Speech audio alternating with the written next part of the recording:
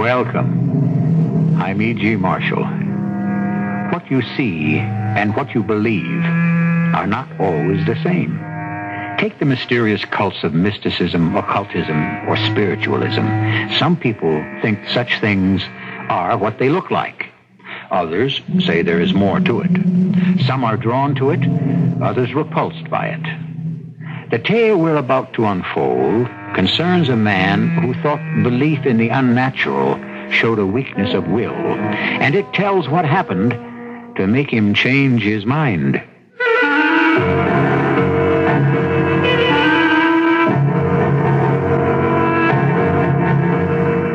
Our mystery drama, The Haunted Mill, taken from that classic tale of the unseen world by Richard Donovan, was adapted especially for Mystery Theater by James Agate, Jr., and stars Ralph Bell and Russell Horton.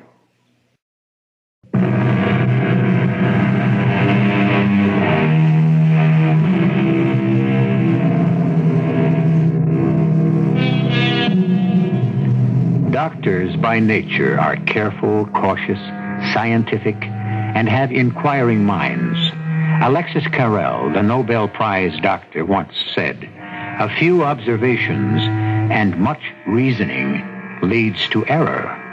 Many observations and a little reasoning leads to truth." Meet Dr. James Patmore, a man of reason who could not believe his senses when faced with the truth. What I am about to relate is so weird and startling, especially for a man trained in science as I am, that I can only let the facts speak for themselves and have you who hear my voice reject my tale or accept it.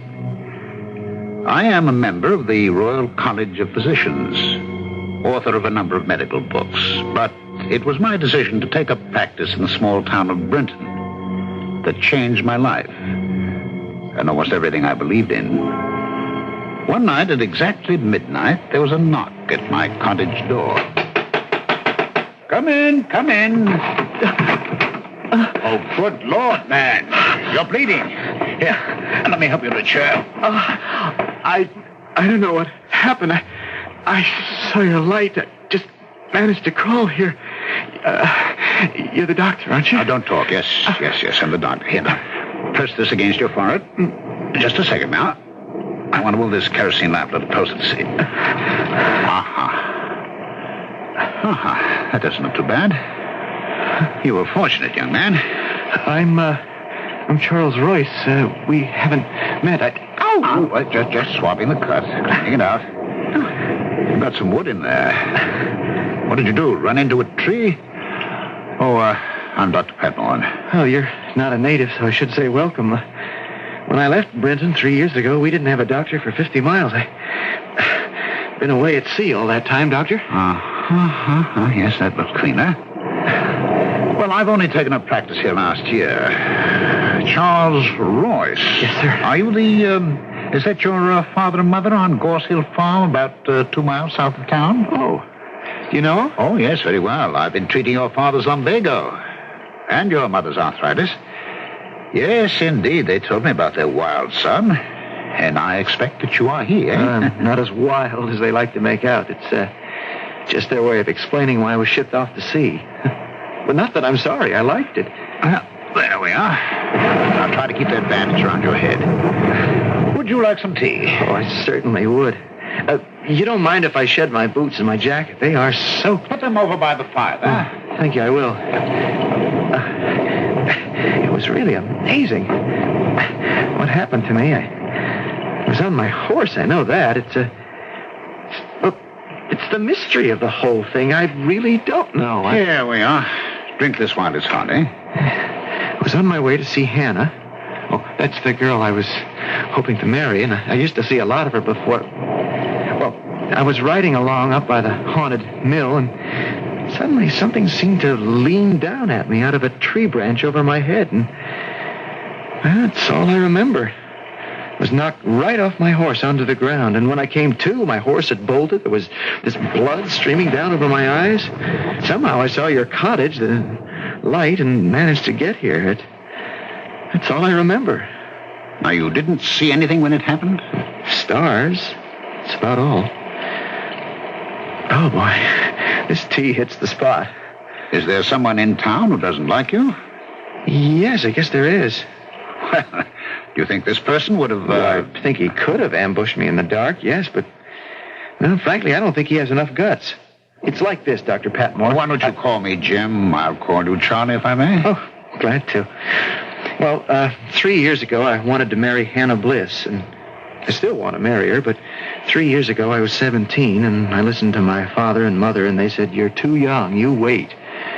So I went to sea.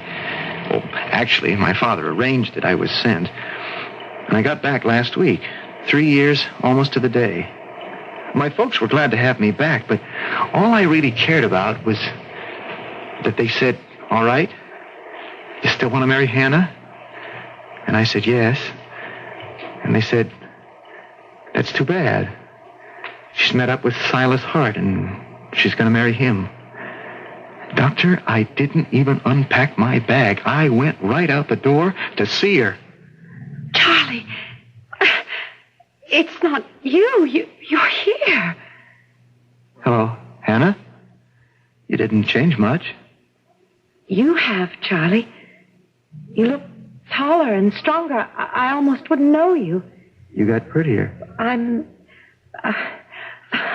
can't believe it's you. 3 years, Hannah. I was only a boy then. Is it true about you and Silas? Who told you? Mom and Dad. In fact, at the moment I walked in the door, you're going to marry him? Yes. I don't understand. I went away believing you would wait. You told me you would. 3 years is a long time. I would have waited 10 years for you. How would I know when you'd come back, Charlie? If you'd come back. What are you talking about? I wrote you from every single port we hit. I told you my plans. What, Charlie? I didn't get any letters. Oh, no. Not one letter. That's the truth. Not one? So I gave up on you. Why would they do that? What are you saying? You know what I'm saying. Your folks were just as much against our marrying as my folks. They took my letters. They must have. Oh, Charlie. For 3 years, not a day passed, but I was thinking of you. About the life we'd have together, and all along I thought you felt the same way. I did. I know I did, but what can I do? Do? About Silas? We've posted the banns. We're getting married in 3 weeks. Hannah, do you love him? I thought so. Oh, Charlie, listen, that was before. That was when I thought I'd never see you again. And now that you see me again? I don't want you to go away. I don't want to go away either, Hannah. But what will we do? Never mind. It'll work out. Like the old saying goes, love will find a way.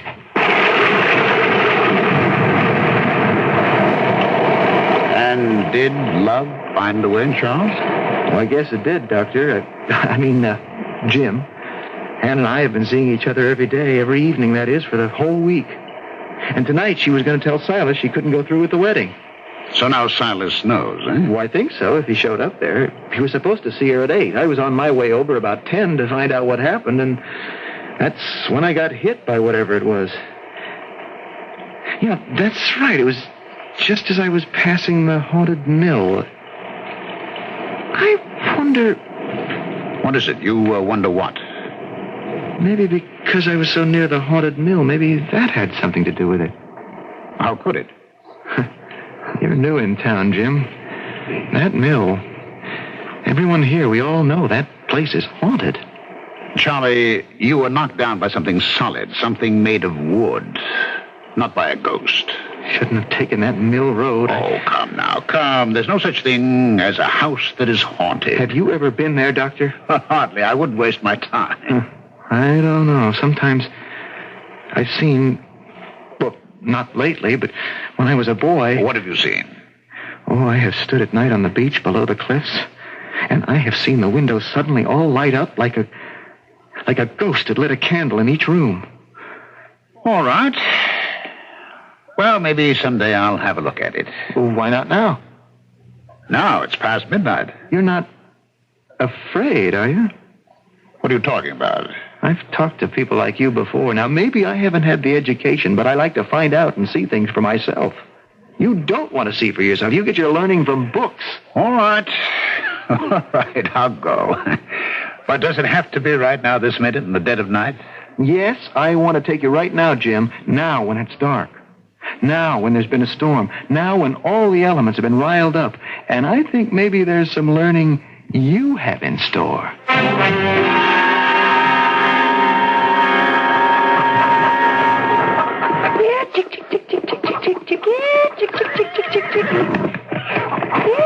Morning, Hannah. Well, you're up early feeding the chickens. Charlie, where were you last night? I waited. Your head, what's happened to you? Oh, don't worry. It's a big bandage over a small cut. Oh, you had me so worried. Silas left at 9 o'clock, and I waited and waited, and there was that terrible storm, and you never came. Oh, not from choice, darling. I was riding by the haunted mill, and, well, something attacked me. I was on my way over to see you. What do you mean something attacked you? Knocked me right off my horse. This is Dr. Patmore's saw. He has two. I borrowed it till he could round up mine. It bolted and ran away. Are you all right? Well, of course I am. It's just a big bruise. Charlie, it's Silas. Oh, that's what I came to find out. How did he take it? What did you tell him? Oh, he was so fierce.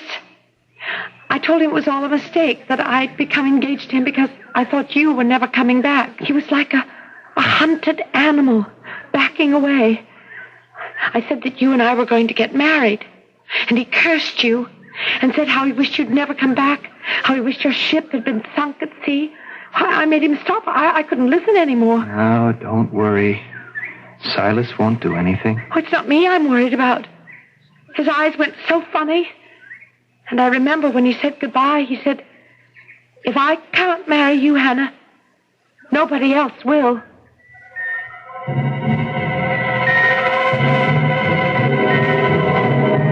An idle threat by a rejected suitor? A strange little town, Brinton by the sea. Strange inhabitants. The town and the townspeople are almost as though they hadn't been touched by the 20th century. And it is here that a modern doctor, James Patmore, has come to practice. How could he fit into a community that appeared to be in the grip of fear, fate, and fantasy? We shall learn more when I return shortly with Act Two.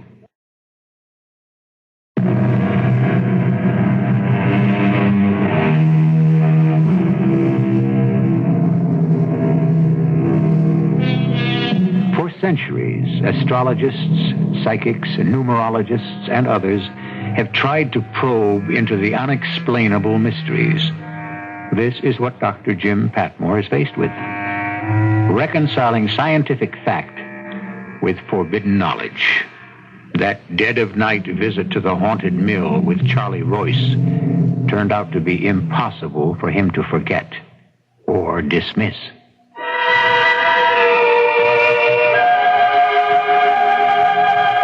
The haunted mill was forlorn and mournful looking, and in the clearing skies and moonlight, singularly weird. But I could see it for what it was, and I knew it was merely a disused, abandoned building. What I did not know was that this would be the last time I would see Charlie Royce alive. How about we go inside?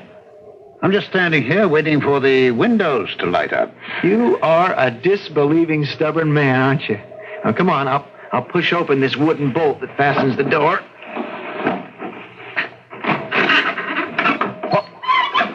What's that? Bats. They nest here. Well, how do you like it, homie? Well, it doesn't frighten me. Shine your lantern higher, Jim. Did you ever see such large spiders making webs? Well, what else could you expect in an abandoned building? All right, Charlie, where's your ghost? I'm here. I'm waiting for some manifestation. Just settle down. Wait and see. Look up there. Well, all I can see is flying bats. No, I mean the roof has fallen in. I can see the moon.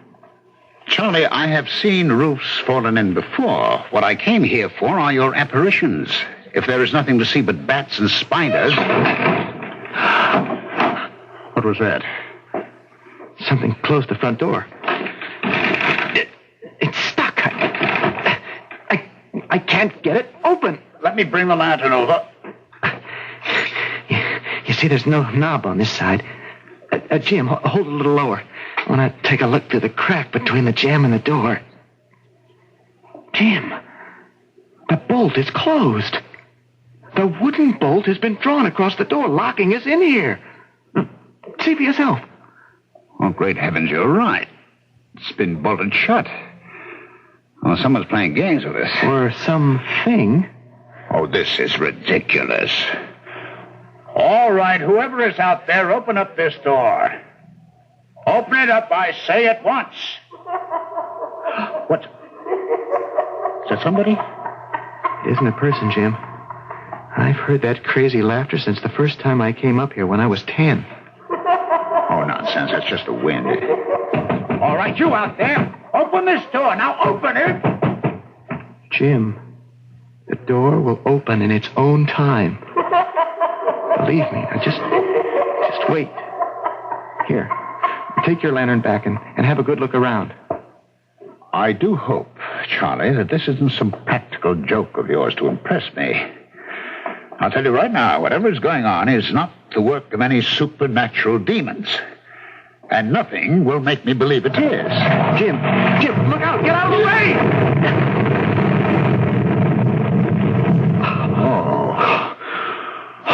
Oh, that was a close call. Oh, it's a miracle you weren't crushed. It just missed you by a hair. All right, I've had enough. I think it's time to go. You hear that? The bolt outside is opening itself. Oh, stop now. Do you see anyone out there? It opened of its own accord. What did I tell you? Those that haunt the mill are letting us go now. Well, you can believe that if you want to. Jim, I'll tell you something else that's strange, at least to me. This is the very first time I've been in the mill when I wasn't deathly afraid. Everything that's happened tonight, I could almost foresee it. It didn't frighten me.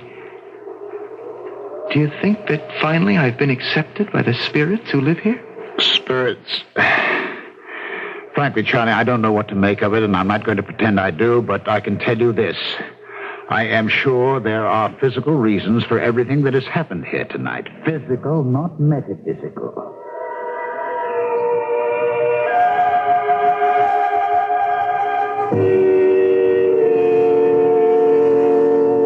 A few days went by, and I heard no more from Charlie Royce. I was a little concerned over his head injury, so one night after office hours, I went over to Gorse Hill Farm. It was about 9 o'clock after dinner. Oh, glad you stopped by, Doctor. Mr. Royce, good evening. I was going to come see you about my back. How is that muscle tenderness? Yeah. On the whole, you've improved a great deal since last year, you know. I have still. I'll prescribe some new exercises for you to do. How's your son, Charlie, and Mrs. Royce? We haven't seen Charlie since the night before last. Or was it the night before that? I don't know what that boy is up to. I really came by to see how that cut was mending. I'll tell you this. His mother's taking it pretty hard. He's away 3 years, back one day, and then out every day with that girl. I'll bet she knows where he is. You haven't seen him? He hasn't been here for 2 nights? 3. And his mother's crying her eyes out. You know what I think? Of course, I haven't been over to Hannah's folks to ask them. But I think those 2 young'uns ran away. I haven't mentioned that to Mrs. Royce, but that's what I think. But why would Charlie do a thing like that? Well, lots of reasons. Maybe Mr. and Mrs. Bliss weren't, so all-fired happy about Charlie showing up. They were kind of keen on him marrying Silas, you know. The Harts have got more money than the rest of the town put together. His brother Ezra has the Brunton Inn, one in Axminster, who runs a fleet of fishing boats. And Silas's mother and father, well, I'd say they own half the town. He'd be a darn good catch. What sort of work does Silas do? He does nothing. He doesn't have to. If you were going to come into property stretching from the seacoast clear over to the mill and back, you wouldn't have to work it. Well, I'm sorry Charlie is not here. I'd better start for home or I'll get blown off the road. You tell Charlie I stopped by, and I'll be seeing you, Mr. Royce, with those exercises for your back. Now, don't worry about Charlie. He'll be back. Goodbye now. Doctor, will you close that front door? It's blown out every candle in the room. Either go out and close the door or come back in. I can't budge this door. It won't move. It's stuck open. Doctor? Doctor, I can't see a darn thing in the dark. Doctor, are you still there? I'm still here, Mr. Royce. Can you strike a match? A match? Say, what happened to the fire? There was a fire in that fireplace. Why didn't you close that door? I couldn't, Mr. Royce. I pushed it with all my might. It wouldn't give. Here, maybe I've got a match. What's that, Doctor? Isn't there someone standing at the door? There is someone. Charlie. Charlie, is that you? Charlie. It is you. You still got that bandage on. Here, let me have a look. I'm not ready yet. Not yet. Not yet. Where have you been, boy? Your mother's been frantic. Tell Mother that I love her. And I always will. Come on over to the fire. We were just going to light it. All the candles went out. Come on, sit down, boy. I have a long way to go. But I'm not ready yet. You going away again? Charlie! I can't see you, Charlie! I think he's gone, Mr. Royce. What do you mean he's gone? He was just here. We were talking to him. Charlie! Where is that boy? I didn't see him go out the door, did you? No. Here, I found some matches. I'll light this candle. You're right. He isn't here anymore. I could see him, you know, because...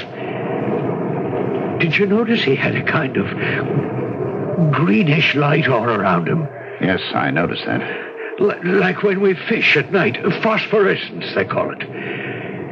He didn't pass me to go upstairs. We didn't see the front door open. Maybe he got out somehow and he's standing outside. I'll have a look. Charlie! Charlie! Hannah! What are you doing here? Come inside, child. Hannah, did you see Charlie out there? No, I didn't, Mr. Royce. It's Charlie that I've come here about. Here, take off your wet things, dear. I can't stay. I promised Mother I'd be back as soon as I could. Oh, Dr. Patmore, this is Hannah Bliss. How do you do? What is it, Hannah? What about Charlie? Did you two decide to come back? I don't know what you're talking about, Mr. Royce. Charlie and I didn't go anywhere. Is he here? Can I talk to him, please? Charlie's not here. I mean, I thought he was just now. It's so hard to explain. I thought he was with you. Hannah, these past few days, you mean to say that you have not seen Charlie? No, not for 3 days. What's the matter? What do you mean he was here just now? Why won't he come to see me? What have I done, Mr. Are you Royce? saying that you haven't seen him for 3 days? I haven't, no. The last time was the morning after I told Silas we couldn't get married. Charlie had an accident, his head. That afternoon we were going to the church, change the old banns and ask the priest to post new ones. I've been waiting and waiting and nearly going crazy. And then I thought maybe he'd decided he didn't want to marry me after all, so I put my pride in my pocket and came over here to find out. But you say he's not here. When will he be back? We don't know. Hannah, it's all right. I'm sure it's just a misunderstanding. He'll show up. Do you think he's all right? Oh, well, of course he is. Now, you trot back home, dear, before more parents get worried about their children. All right? Yes, sir, I will. And thank you, Dr. Patmore. And you, Mr. Royce, I'm sorry if I caused any trouble. I didn't mean to. I'll make Charlie a really good wife. I promise I will. Oh, of course you will. Now, go on home. Good night, Mr. Royce. Good night, Dr. Patmore. Good night. Hannah hasn't seen my boy in all these days either. But we saw him, Doctor, didn't we? I mean, I'm not going crazy. We saw him and we heard him. One possibility. A blow like he'd received could have caused temporary amnesia. Charlie may be wandering around not knowing who he is or where he is. Well, if that's really him we saw, what did he mean he wasn't ready yet? Oh, Lord. What am I going to tell his mother? That you saw him and he's all right, and he'll be back. Do you honestly believe that, Doctor? It just isn't ordinary what happened. Do you know what I think, Doctor? No. I think Charlie is dead. And that wasn't Charlie who came here. It was his spirit. Oh, now, nonsense. You can't believe that. Yes, I do. I feel it in my bones. I know it. Maybe we'll find Charlie somewhere. His body. But we'll never find him alive.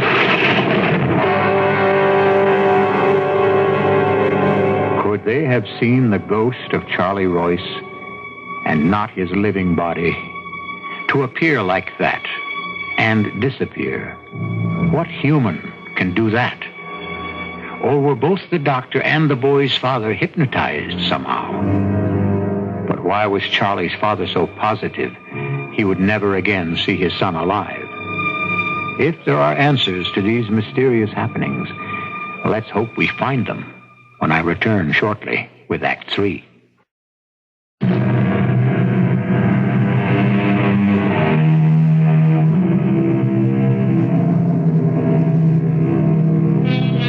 The world of James Patmore, M.D., was being shaken.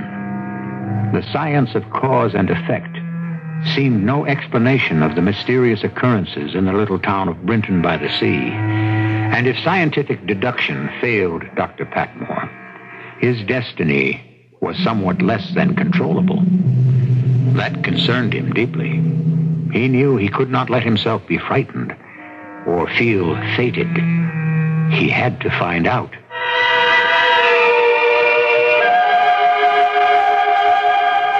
I had to find out. Where had Charlie Royce gone? Was he alive or dead? Hiding or killed? Days passed and still no sign of him. He had simply vanished. Some suspected Charlie's rival Silas, who said nothing, and said he knew nothing. One day, Silas's brother Ezra Hart, who ran the Brinton Inn, asked me to come see his wife, who was ill. I examined her and then joined him downstairs, where he was working at the bar. How is she, Doc? It's a touch of flu, Ezra. There's nothing more. A lot of it going around. How long will she be laid up? It's hard to say. 2 weeks, about. Now, you keep her warm and quiet. 2 weeks? Well, what am I going to do about the inn? You can't get any help these days. Oh, surely there's someone you can call on to help you out. What about your brother Silas? Oh, you must be joking, Doctor. Silas? The worst thing my father ever did was to leave him money. He hasn't lifted a finger to do an honest day's work since he was 15. He's not ambitious like Charlie Royce was. Was? I mean, is. For all I know. I just haven't seen him lately. Did Charlie Royce come to the inn, Ezra? The chief of police asked me the same question. Well, it's about time they started asking questions. My guess is that Charlie went back to sea. Anyway, I told him Charlie was here the day after the big storm. He had a bandage around his head. Said he was going to see a priest later, but he was still kind of groggy from falling off his horse the night before. About 6 it was. He sat right where you are, Doctor, right there. Drank a pint of ale and started to get dark fast, real black outside. Another big storm blowing in off the sea. I turned around and suddenly it was gone. Was he walking or riding, Ezra? He was walking. His horse had bolted the night before, and he still hadn't found it. I said to the police chief, you have to cross the common to get to the rectory. There are several pools and treacherous hollows on the common. You ought to search there. So I suppose they're looking there, eh? Well, I wouldn't be surprised. How much do I owe you for visiting Mrs. Hart? Oh, I'll send you a bill, Ezra. Don't worry. Oh, Charlie will turn up, I'm sure. Like a bad penny. You know, I can understand you saying that. After all, Silas is your brother. Well, even if he weren't, it was wrong of Charlie to come back and turn that girl's head. That wasn't right. No, sir. Charlie knew Hannah was spoken for. Why, even the bands had been posted. Them running around made Silas the joke of the town. You'll find lots of folks hereabouts not too all-fired sorry that Charlie is gone. Charlie's disappearance lengthened into weeks, then months. Everyone for miles around had some theory. Finally, the police gave up their search. No one seemed to care anymore except his father and Hannah Bliss. Winter was upon us, roads almost impassable, but I had one patient I always managed to see, sick from disappointment and anxiety. A rather difficult illness to cure. The fourth time this week, Doctor. You're spoiling me. Oh, I had to pass this way anyway, Hannah. I had a visitor this morning. Someone I hadn't seen in a long time. Do you remember Silas Hart? Oh, yes, I certainly do. Where was your mother? She was out at the market, and Silas walked in the door. I hope he didn't upset you. I'm afraid he did. I've never seen him looking like that. Rings around his eyes, as if he hadn't slept for weeks. He said, I've kept from seeing you as long as I could. I know you aren't well. What did he want, Hannah? He said, Charlie's been gone a long time now. What about us? And I said, Charlie was gone for 3 years, and I didn't wait for him. This time I'm going to. And how long did he stay? About an hour. He said, couldn't we try to make it like it was before Charlie came back? And I said to him, no, Silas, I'm going to wait for him. And then he got up and went to the door and said, well, that may be, Hannah, but if it's Charlie you want, I think you're going to have to wait a long, long time.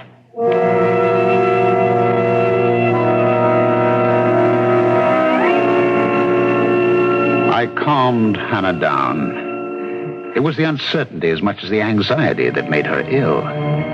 If only she could know what had happened to her fiancé, I felt that she could recover, even if the news was the worst. On the way home, late as it was, I could see the old mill. For some reason, I took the cliff road, the sea churning below me. Doctor! Dr. Patmore! Hello, Ezra. Doctor! What are you doing out there? Doctor, quick! Come and help me! What's the matter?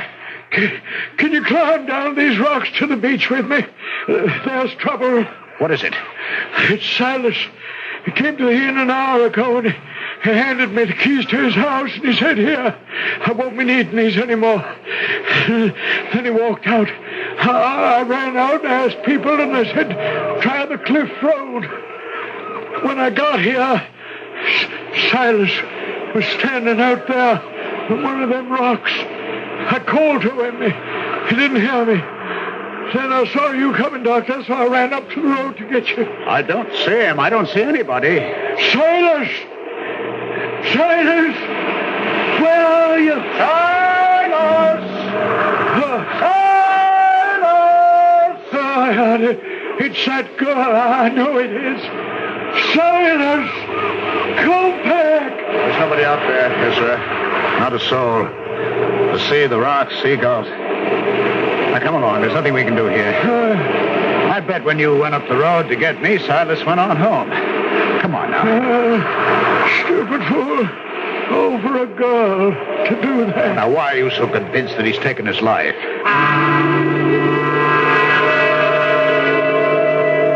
There was something very wrong, but I could not believe, as did Ezra, that it was Hannah's doing.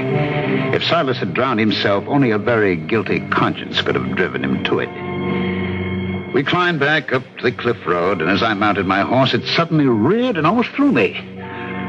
For up on the hill stood the old mill, every single window ablaze with light. It was there, I felt, that the key to unlock this mystery lay. The only one person I could trust was Charlie Royce's father, John. So I went to see him and persuaded him to hitch up his cart with his favorite horse, Princess, and accompany me to the haunted mill. I thought you said it was all superstition, Doctor. You didn't believe in all that. Mr. Royce, if your journey should result in nothing, will you keep the matter a secret? Certainly. But why? All my adult life, I have taken with a great grain of salt the possibility of anything unnatural happening in our very natural world. Well, then why are you going to the mill? One can always be wrong. Princess! Princess! What's gotten into you? She absolutely refuses to go on. Stop it! Go on there! Come on! Wait. I see what it is. Up in the road ahead. You see it, Mr. Royce? Good Lord. A body. A corpse. As if I can see right through it. It's got blood streaming out of its head. Lying there like that, Mr. Royce. Mr. Royce, we're neither of us imagining this, are we? Is it really there? I think it's Charlie. It glows, that greenish light, the same way Charlie was when he came to see us. It's gone. Well, I'm afraid Princess won't move a step. All right, tether your mare, Mr. Royce. The mill is hardly half a mile away. We'll each take a lantern. You mean walk it? Yes, now.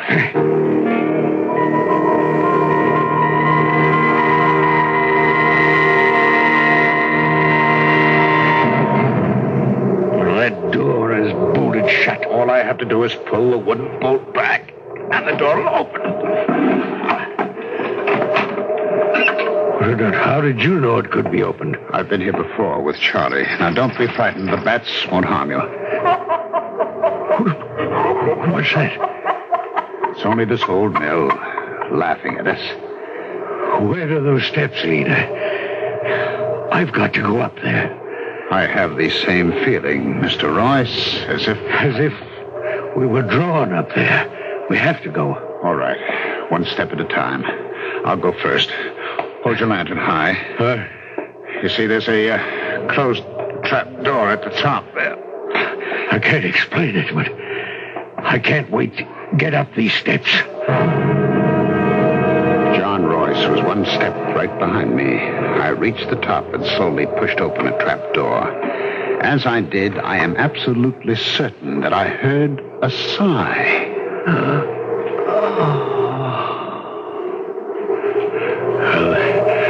They must have kept the grain for thrashing up here. There's still a sack of it over there in the corner. Yes. Well, let's have a look. Oh, no. What is it? I touched it just now with my foot, and, Mr. Royce, there is neither corn nor chaff in this sack. It's tied up at the top with a cord. Here, I have a knife. Done. Do you really want to open this sack? We have to, Doctor. You know we have to. All right, then. Let me cut the cord. Oh, good Lord. Mr. Royce, don't look. Don't look. Charlie. Oh, my Charlie.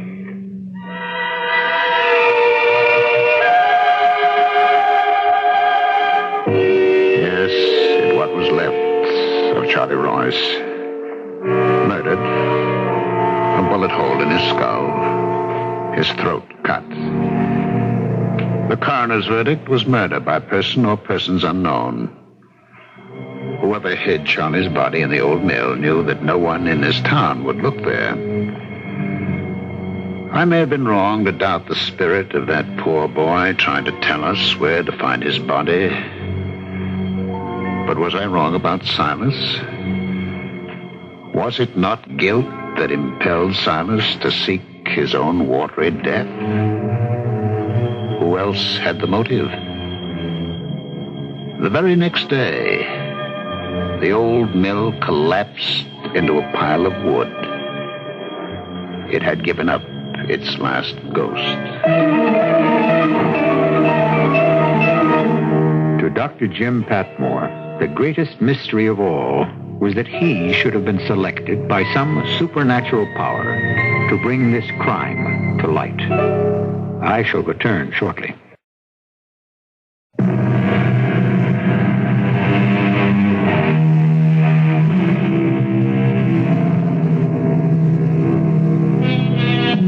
Those who make a study of the occult believe that anyone who has suffered a violent death cannot rest until that death has been avenged. That the spirit will keep reliving its final agony like a phonograph needle stuck in the last groove of a record. We trust fate will be kinder to you, and that you may never meet up with a homeless, tortured, wandering spirit.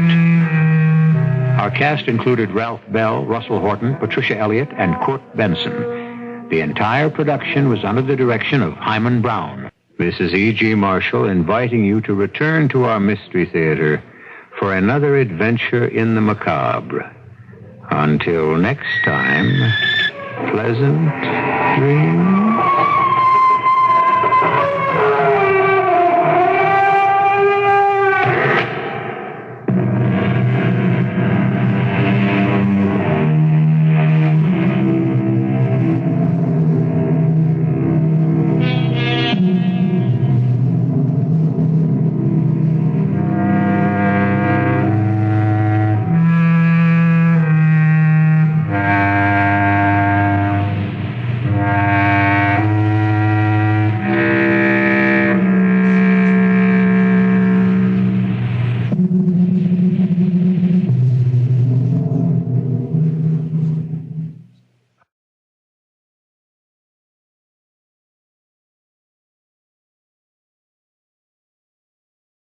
And now, Mystery Theater.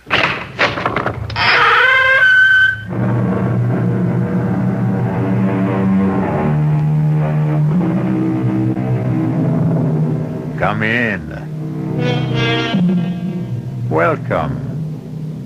I'm E.G. Marshall. Welcome to the world of your terrifying imagination. Consider, at one time, the great cold-blooded reptiles ruled supreme on the face of this earth, but they sickened and died, and dominion was seized by savage, ferocious, hot-blooded killers with hideous fangs and terrible claws. Today, the undisputed lord and master of the planet is man. Yet, in the fullness of time, every victor is finally vanquished.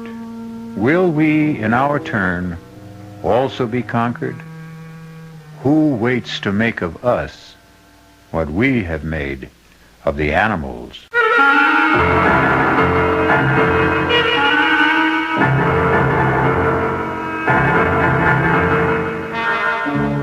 Our mystery drama, The Horla, was especially adapted from a story by Guy de Maupassant for the Mystery Theater by Sam Dan, and stars Paul Hecht.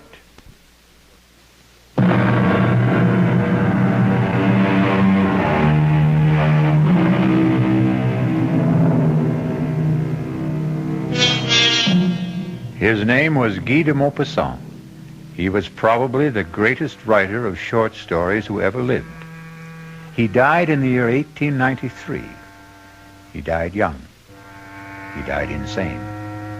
And if you read the stories he wrote toward the close of his life, the critics tell us, you can see how his madness slowly destroyed him. That's how they look at it. He himself insisted he was being possessed. His mind and all of his vital forces were being drained from him by a mysterious, supernatural, and superior being. He called it the Horla. And the Horla is one of the last stories he ever wrote. Is the Horla merely the raving of a man going mad, or is it an inspired prophecy of a fate that awaits us all? You decide. Dr. Cartier. Yes? Yes, what is it? I have been pressing the bell signal, Doctor. It means you must pick up the telephone. Oh, that confounded diabolical contraption. Oh, please, Dr. Cartier. It's Monsieur de Maupassant. De Maupassant? Who is he? The nervous one. He was here the other day. Oh, that one, the writer. Tell him I'm busy with a patient. I did, but he insists on talking. The combination of de Maupassant and the telephone. Just speak into it, Doctor. Yeah, the telephone. Hello, this is Dr. Cartier. Doctor, you must come to see me. You must come here at once. Please, monsieur, calm yourself. If I knew how to calm myself, I wouldn't need you. You must come here. Monsieur, be reasonable. I would like to be. I'd give everything I own if I could be reasonable, if I could only be reasonable, but it won't let me leave. What won't let you leave? It. The Horla. The what?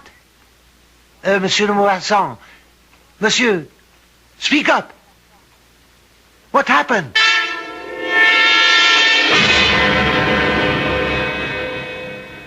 You may put on your shirt, Monsieur de Maupassant. Ah, lovely place you have here. Breathtaking view of the harbor. What's wrong with me, Doctor? Oh, nothing. Then why do I... Say, that's a handsome ship out there, huh? That sparkling white three-masted schooner. Something must be wrong. Where's she from, I wonder? Oh, Brazil, I think. Doctor, why won't you tell me what's wrong with me? I told you, nothing. You have a mild nervous upset. Your nerves are highly strung, your pulse is rapid, your eyes dilated. And what do you advise? A course of shower baths.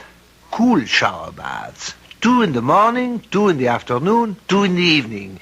And send down to the chemist for some bromide of potassium. You haven't listened. I listened. I heard every word. Now, you go to sleep. Yes. You slumber deeply for 2-3 hours, correct? Yes. Then a nightmare lays hold of you, true? Yes, exactly. You feel someone is in the room with you, in the dark room. Someone is in the room. Am I stating the facts? Exactly. This someone or something is staring at you? Yes. I can't see it, but I know it's there. I know it's staring at me. And then it comes closer and closer to me. I feel it touching me. A cold, terrifying touch. And then I hear a sound. A low, vibrating sound. It's nothing human, nothing animal, nothing mechanical. And then I feel a weight, as if something kneels on my chest. A pressure, a terrible pressure.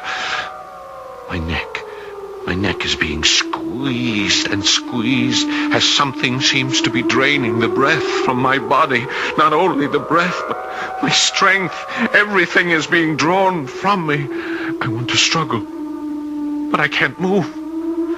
I want to shout for help, but I can't utter a word. I try to fight, to resist, but I'm paralyzed and powerless. And then suddenly, I awake, bathed in perspiration, trembling. And then, exhausted, I fall asleep and slumber restlessly till morning. Yes, I heard. Well, what have you to say about this mysterious creature? He exists in your imagination. Are you sure? Try the treatment, then call me in a few days. No, Doctor. No, you must give me an answer for the Horla. The Horla? This creature, this being, this whatever it is. Monsieur de Maupassant, I understand you're a writer. Is that so? Yes. Now then, do I tell you how to write stories, do I? No. Then don't tell me how to practice medicine.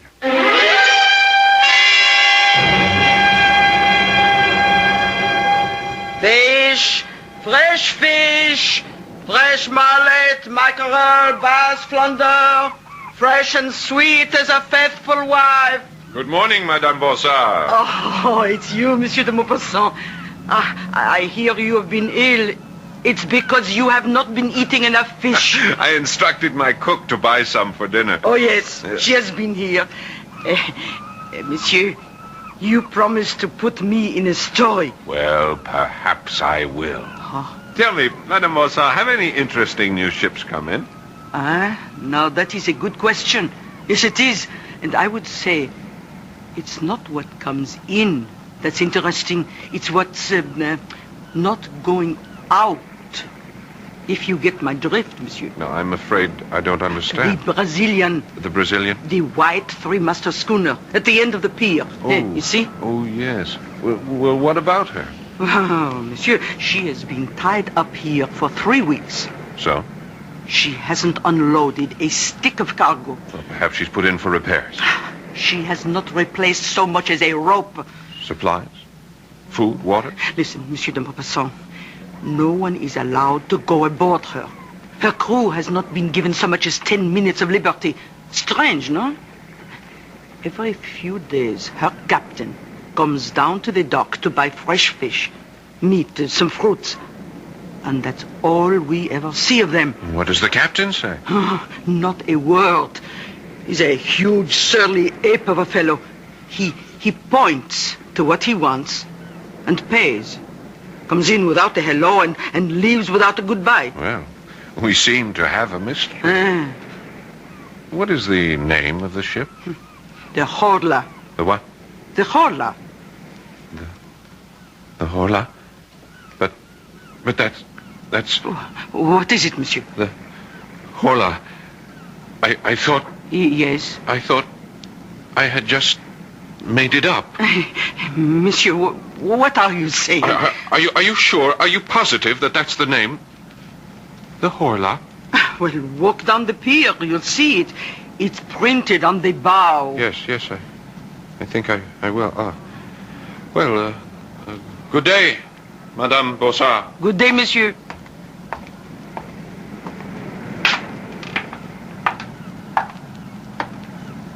The Horla. It's incredible. Ahoy! Ahoy there! Aboard the Horla! Ahoy there! Anyone there? What do you want? You have a beautiful ship there, sailor. Listen, mister. Move on. All the other ships allow visitors. Captain's orders. Well, why... None of your business. Couldn't I ask you something, sailor? No. Your name, the Horla, what does it mean? It doesn't mean anything. How did you come to choose Go on, it? move. You got no business here. This is a public pier. I have as much right to be here as you do. Perhaps more. Now, listen, mister. Please, for your own good, get out of here. Leave as fast as you can. Go away. Go away as far as you can before... Before what? Before the... Aha! No! Please! I didn't say anything to him. Well, who are you talking to? No, please. Don't do that to me. No! Sailor, what is it? What is it? No! Sailor!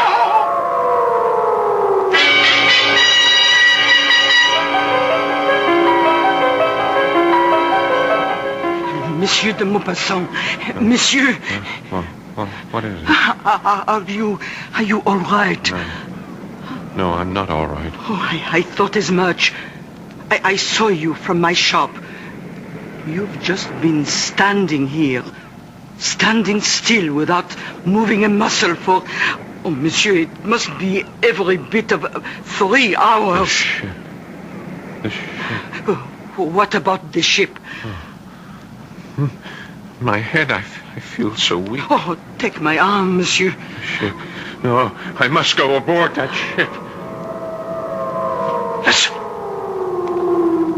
Do you hear that? What, monsieur? That sound. It comes from the ship. I am sorry, but I hear nothing. Nothing? Oh, I hear seagulls, waves. Oh, and now, come, monsieur, it's thunder, a storm. I must go aboard that ship. But they won't let you. The ship. Oh, come quickly, monsieur. You'll catch your death. The ship. Ship. Oh, hurry, monsieur. How did I know?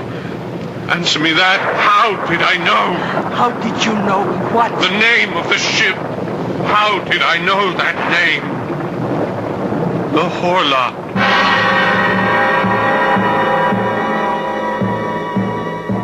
How indeed. And as long as we're asking questions, here's a couple to keep the cauldron boiling. Who, or should we say what, is aboard the Horla? Or perhaps the most strategic question of all, what does the name Horla mean? I'll be back shortly with Act 2.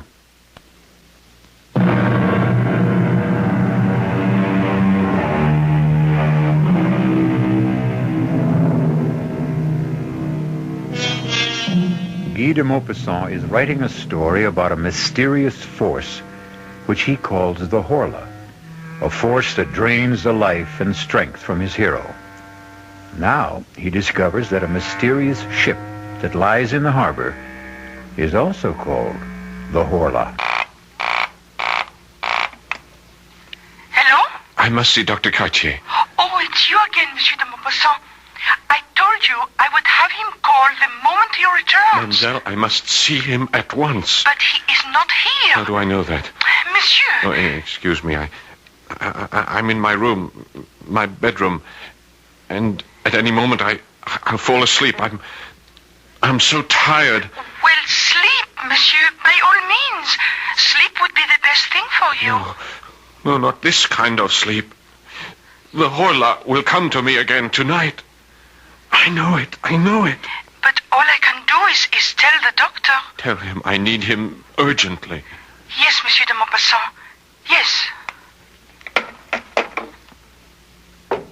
Who's there? Who is that? Who's there? Oh. Monsieur de Maupassant? Oh, it's you, Jean-Baptiste. And who else might it be? Please come in. My lady's finished in the kitchen, and I'm finished too with the paint job. Just in time, just before dark. Oh, you didn't have to hurry. Well, get it over with. That's my motto. You thought your house was white before? You should see it now. Please, Jean, sit down.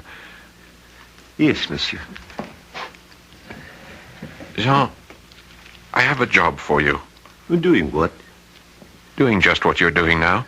But I am not doing anything. Oh, yes. Yes, you are. You're sitting there. That's the job? That's the job. And I'm just supposed to sit here? Well, you could talk to me. About what? About anything that comes into your head. You may also have to serve as my bodyguard. Bodyguard? Someone may try to break in while I'm asleep. I'm your man. I served each in the Chasseurs d'Afrique, the tourist outfit in the army. Oh, is that so? Well, tell me about it. Well, we were the only ones who could hold the ground at Sedan. And are you really interested? Oh, yes, please. Tell me everything. Tell me the story of your life.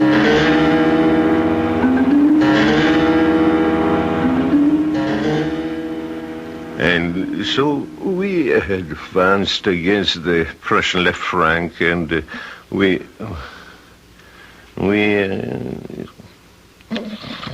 Jean. Go on, Jean. Don't stop. Talk to me. If you fall asleep, I'll fall asleep. Jean, please talk to me. Don't let me sleep. Oh, I'm so tired, but don't let me sleep. Don't let me fall.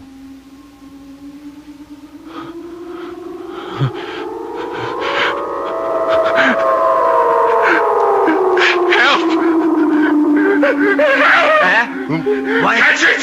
Catch it! Monsieur de... Hold it! Hold it! What is it? Kill it! Kill it! Wake up! Get it up! Kill it! Kill it! Kill what, monsieur? The Horla! The Horla! Wake up, monsieur! Please, wake up! I am awake. Can't you see? Can't you see I'm awake? Rest, monsieur. Relax. Where is it? Where did it go?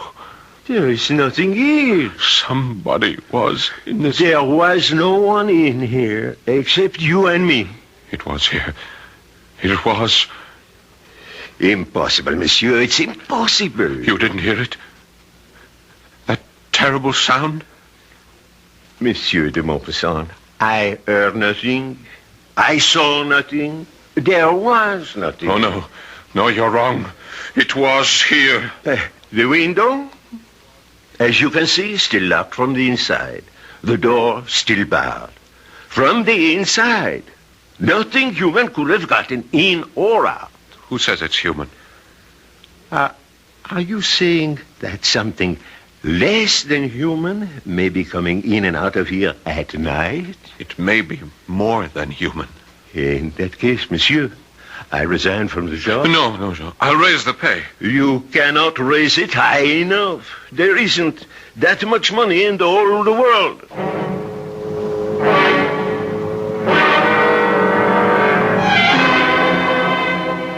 Dr. Kachi, I thought you'd never get here. Nothing works. Shower baths, the bromides. You insist you still have this visitor? I know I do. He was here last night.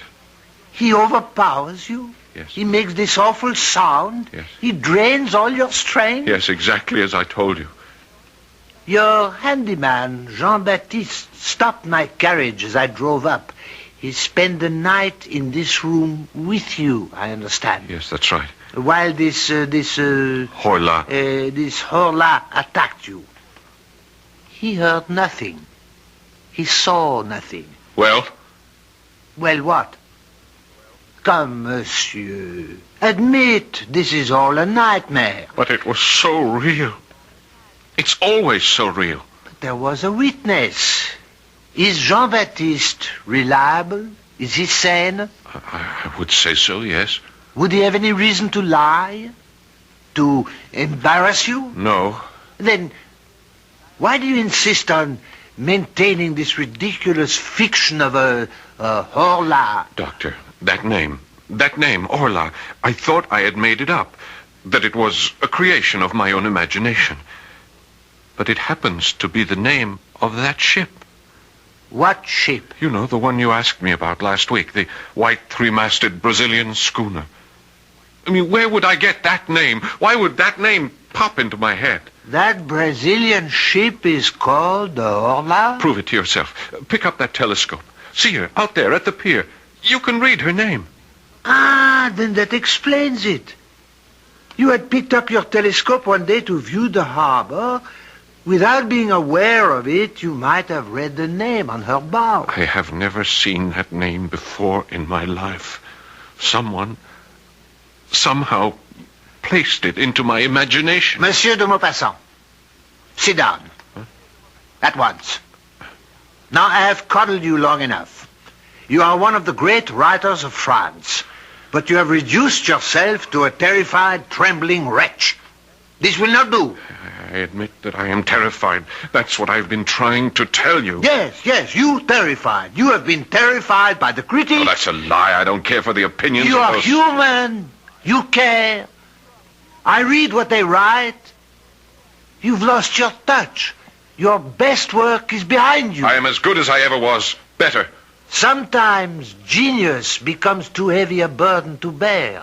And so you construct this fable in order to have an excuse not to work anymore, not to be judged anymore. That's not true. But the fact is you're not writing. I am writing. What are you writing? I'm writing a story. A story called The Horla. That's not a story. It's an account of your nightmare. Well, I just don't know what else to do, Doctor. I do. Sit down at that writing desk. Pick up your pen. create another Bellamy, another Pierre and Jean, another ball of fat. Doctor, it's not that simple. Make it simple. Remember, you're more than a great writer. You're a great French writer.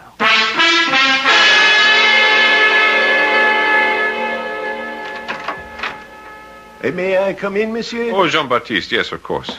I see your honor is working. That's good. That's good. Yes, I feel wonderful this afternoon.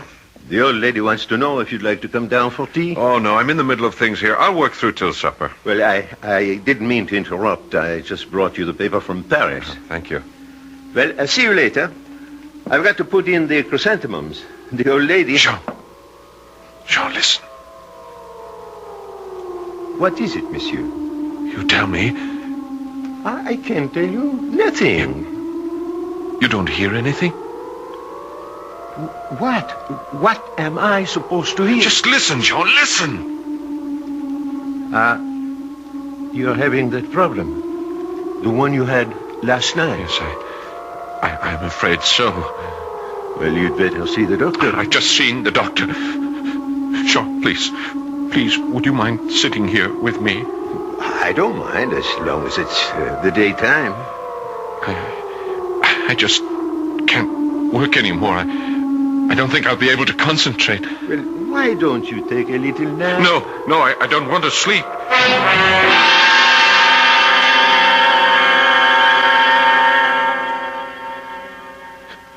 Jean! Huh?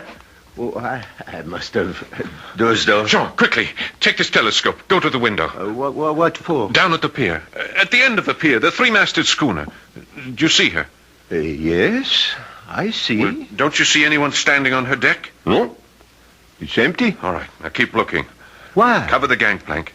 Have you got it in focus? Yes, monsieur. Now, if you see anyone at all, leaving that ship, follow him through the telescope and see where he goes, and let me know. Do you understand? I think so, but why? I don't think you would really want me to tell you. Now, just watch, and watch carefully. Wait, monsieur. Where are you going? I'm going to see Dr. Cartier. But how will I be able to tell you if anybody... Well, just call me on the telephone. The telephone? There's nothing to it. You just pick up the receiver, turn the handle, and ask the operator for Dr. Cartier. See here, de Maupassant. You simply can't barge into my surgery. I can if it's an emergency. I thought we had settled your problem this morning. Look, there is an article in the Paris newspaper, and I want to read it to you. I refuse to listen to anything that's in a Parisian paper. They're all filthy rags. Oh, come on, just listen to this article. I listen to nothing from Paris. It's a sewer of anarchy and atheism. This won't take a minute. Perhaps if you spent less time reading Parisian papers... Doctor, this time you sit down and listen. Now, the date is August the 19th.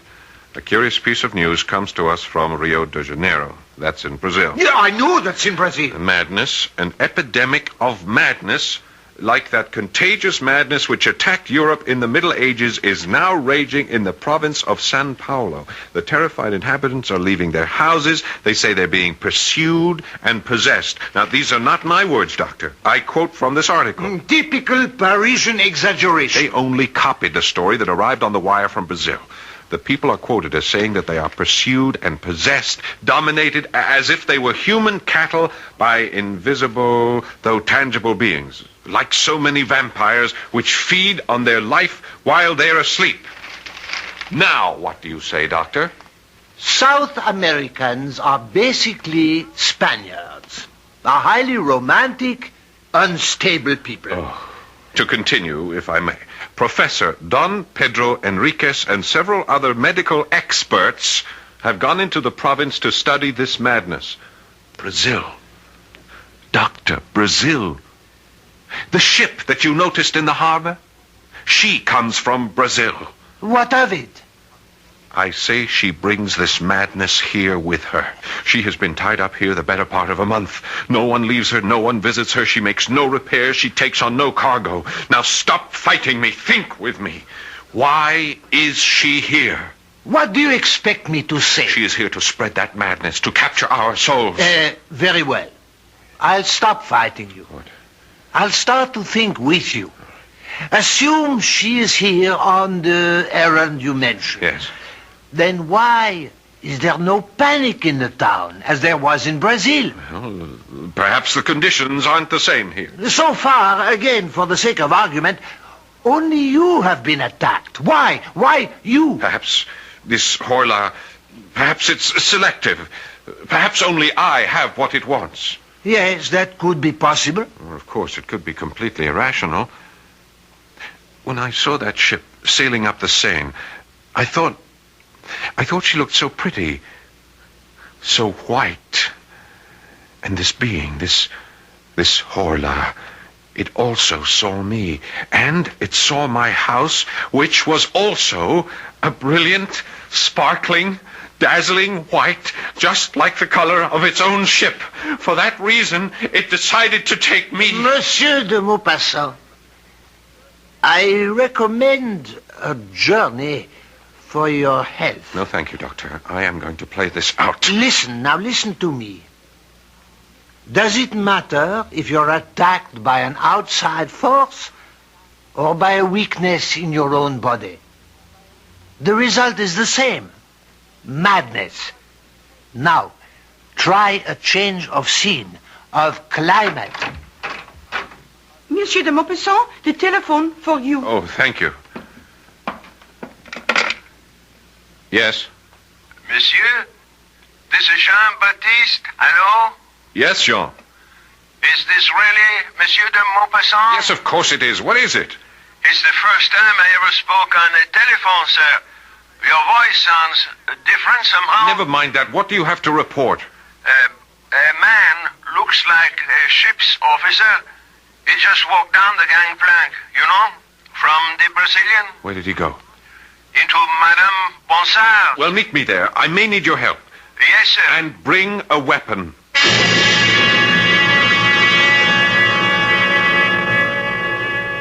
Well, will the man of letters become the man of action? And how ironic it is that the epic struggle for the mind and the soul of not just one man, but perhaps all men, may take place in the small, crowded stall of a provincial fishmonger. I shall return shortly with Act 3.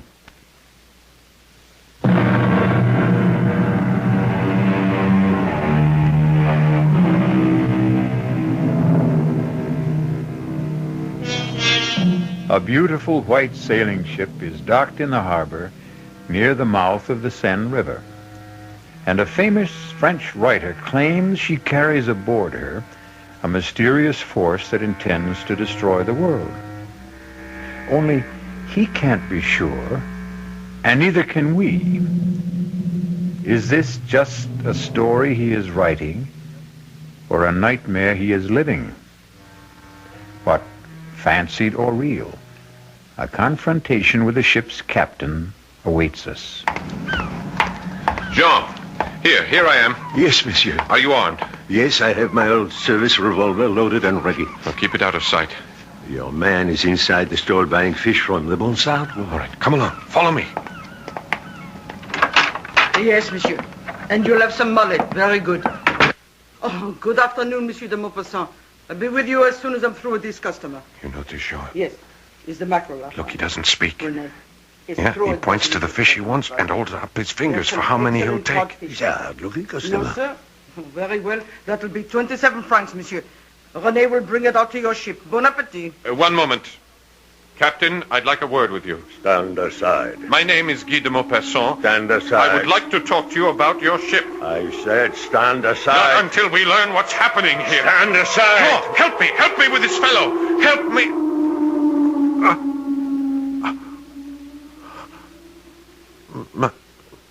My head.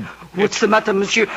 René, get Monsieur de Maupassant a glass of wine. Jean, why didn't you help me? Help you to do what, monsieur? To detain that man, to hold him here. But you didn't say anything. I kept waiting. I called on you for help. When? Just now. Madame Bonsard, didn't you hear me? Oh, I didn't hear anything. But you saw me struggle with him. No, monsieur. I asked him to stop. I said I wanted to have a word with him, and then he pushed me away. I tried to hold him. I called on you for help. Oh, no, no. No. All right, according to you, just what happened here? He finished buying whatever it was. He paid Madame Bonsard. She gave him his change, and he walked out. Madame, is that true? Yes, yes. I was waiting for you to stop him. But as long as you didn't, I feared, well, it's your concern. Yes, Jean-Baptiste. It is my concern. All mine.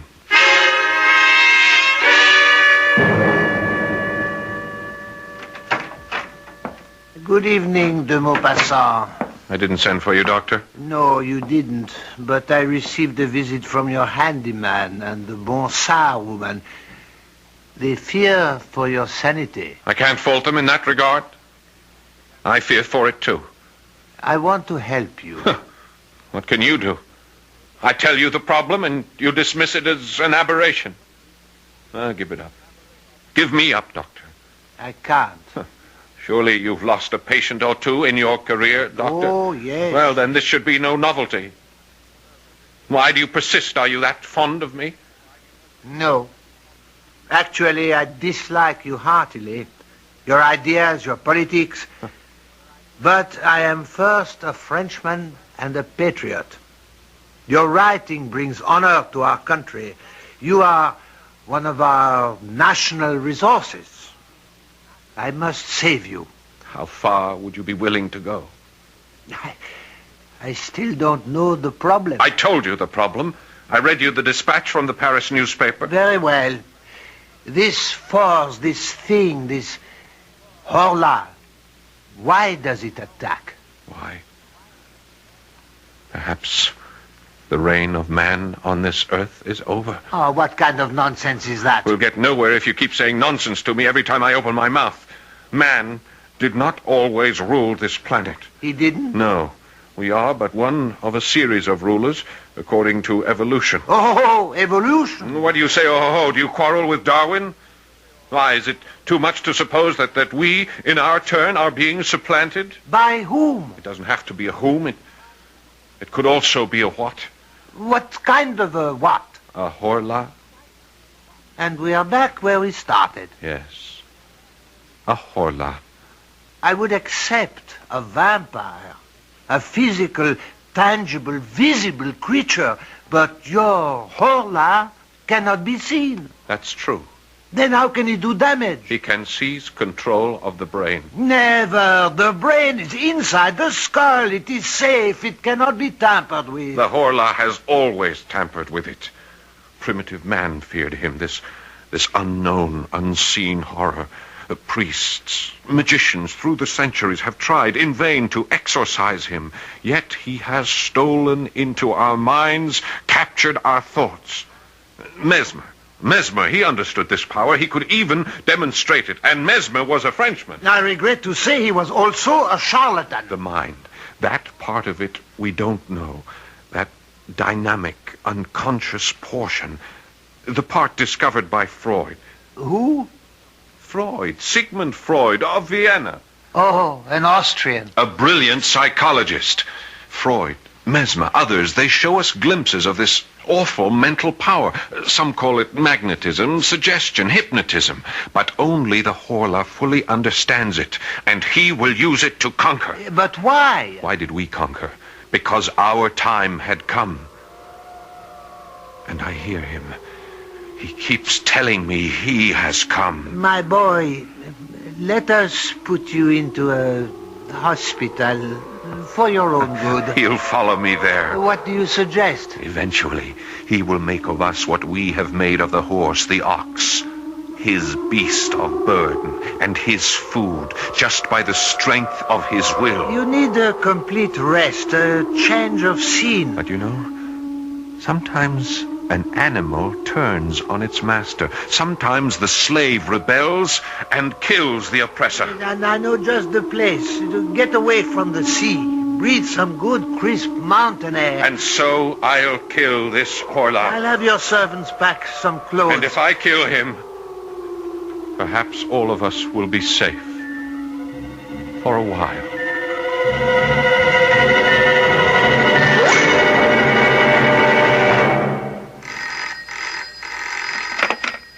Hello? Hello? Jean-Baptiste here. Hello, this is Dr. Cartier. I called to make sure Monsieur de Maupassant is all right. Oh, he's all right, feeling fine. Ah, is he packed for the journey? Yes, we are all set here. You say he's feeling fine. Is he sleeping soundly? No, he's not sleeping at all. He felt so good he went out for a walk. You let him go out? Well, he said he felt so good. Where did he go? I guess he went to the harbor. We have to bring him home. Bring him home at once. Where do you think you're going? I'm coming aboard. What for? I'm delivering a special order of fish to the captain. All right. Go all the way aft.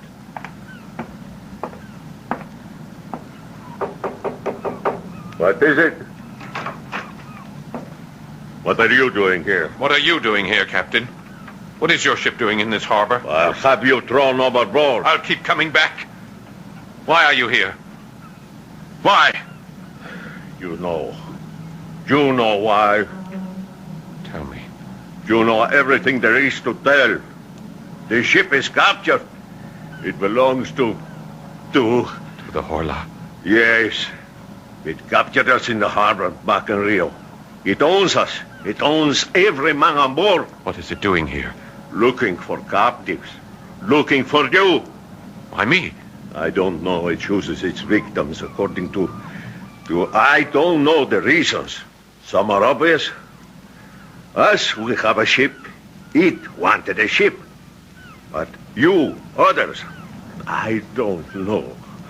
I don't know why it wants you. The Horla. Where is it now? Here, in this cabin. With us? Here, now? Yes. What's it doing? Sometimes, like now, it sleeps. Other times... You better leave now while you can. No, Captain, let's fight it. You cannot fight it. Let's kill it. You can't kill it. Kill it, and then we'll all be free. But how can we kill it? It's in here. It's asleep in here. Yes? Lock the door. Lock the door and destroy the ship. Destroy the ship? Burn it. I can't burn it. It's my ship. Not anymore. It belongs to the Horla. You belong to the Horla. I belong to the Horla. Let's be free. I cannot let you do it. I'm afraid. Let go. No. Let go of me. Let go. The floor. You knocked over the lamp. The floor is iron. Let's get out of here. We'll be burned to death.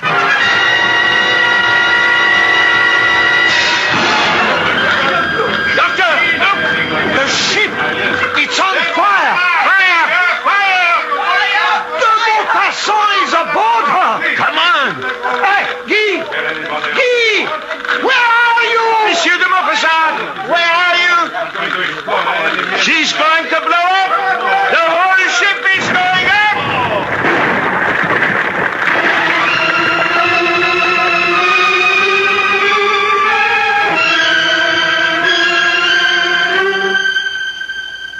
Comfortable, monsieur?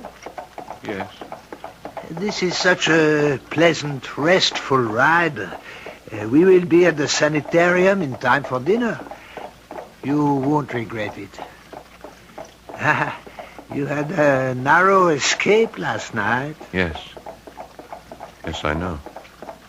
Why did you go aboard that ship? Why? Yes, why? I told you. To strike a blow for freedom. To overthrow the slave master. To kill the oppressor. And, did you? Did I what?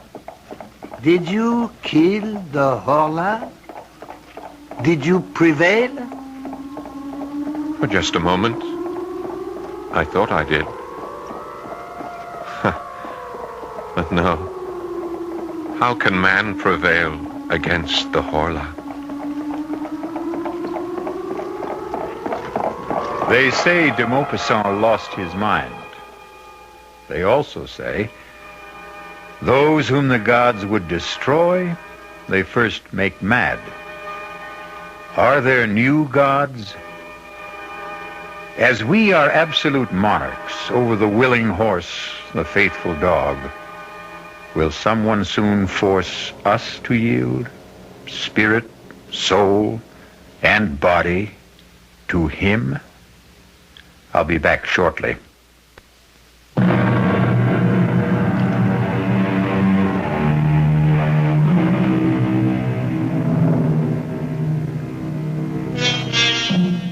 We look down from the top of the evolutionary tree, and we consider ourselves the highest, the noblest, and the best. But there can be someone ready to take over, someone more perfect. Maybe the only way we can survive is to beat this thing at its own game, improve ourselves, shape up, and also show up regularly for the next adventure in the macabre.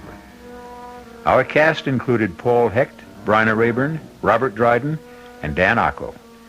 The entire production was under the direction of Hyman Brown. This is E.G. Marshall inviting you to return to our Mystery Theater for another adventure in the macabre. Until next time, pleasant dreams.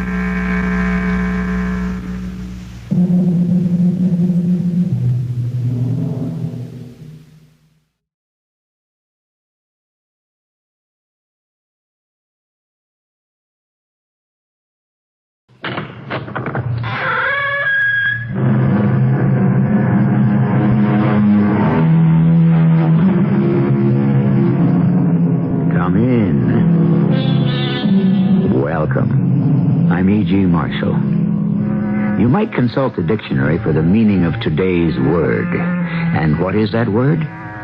Enough. Mr. Webster tells us that enough is an adjective. It means as much as is necessary or sufficient, the amount or number needed or desired. Well, you can understand the problem. How much is necessary or sufficient? And who decides it?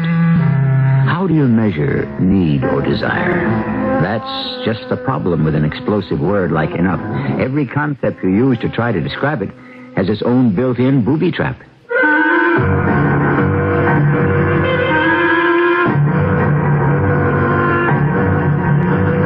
Our mystery drama, How Much Land Does a Man Need, was especially adapted from a story by Leo Tolstoy for the Mystery Theater by Sam Dan and stars Paul Hecht.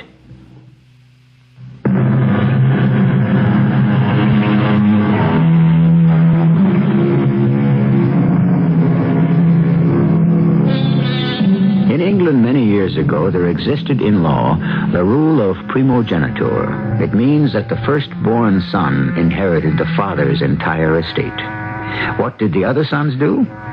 Well, they did the best they could. Many of them emigrated to one of the 13 colonies. Since they were landless people to begin with, land became an obsession with some of them. And where you have an obsession, there's usually a tale to be told. Thus, we have the saga of Thomas Morgan, who came to Virginia in the year 1750, a penniless lad of 20. And now, 10 years later, they say he owns practically every acre of land in Culver County. How did it happen? Listen. I believe you missed him. Huh? Oh, it's you. Didn't hear you coming. Well, I didn't want to spoil your aim. You upset a man sneaking up that way, Tom. I wasn't sneaking. Just moving along quietly. Thought I had him, too. A deer that's moving that fast, you have to give him more lead. You fired well behind him. You waste powder and shot. Waste not, want not.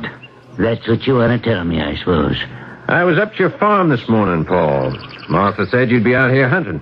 I was surprised to hear it. A man's got to hunt for his food these days. Yeah, especially if he neglects to plant it. What's that supposed to mean?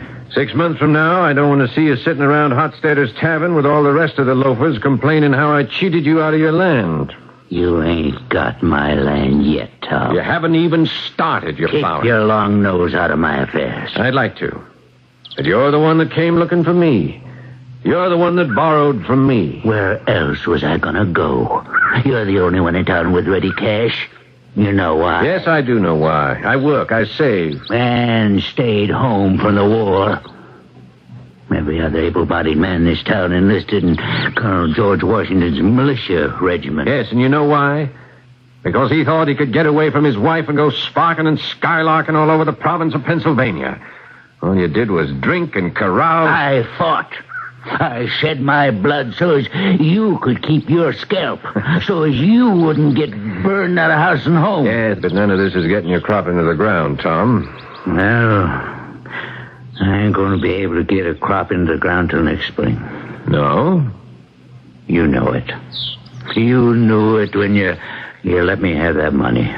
I knew it? You knew about the rains. You knew about the floods. You knew how it'd come down day after day like the time in the Bible. What are you saying? You knew there could be no plow and no planting. Oh, how could I know? You know how. He told you. He? Who told me? Your Lord and Master, the devil himself. Oh, you're a sick man, Paul Devereaux. You have no strength for fighting. Otherwise, you and I would have to take our coats off right now. Why? Because I'm saying the truth? You've been drinking whiskey. Everybody knows you made a bargain with the devil. Oh, is that what I did? Didn't you? Why else has every scheme of yours succeeded? I believe in you now, Paul. Before I do something I'll be sorry for. Sorry? Does the devil or any of his own know the meaning of sorrow? Can they even feel remorse? You made me take that money. Now, you just hold on. You came to me. You asked for the money. I did nothing to make you take it. You're going to refuse me? Oh, refused.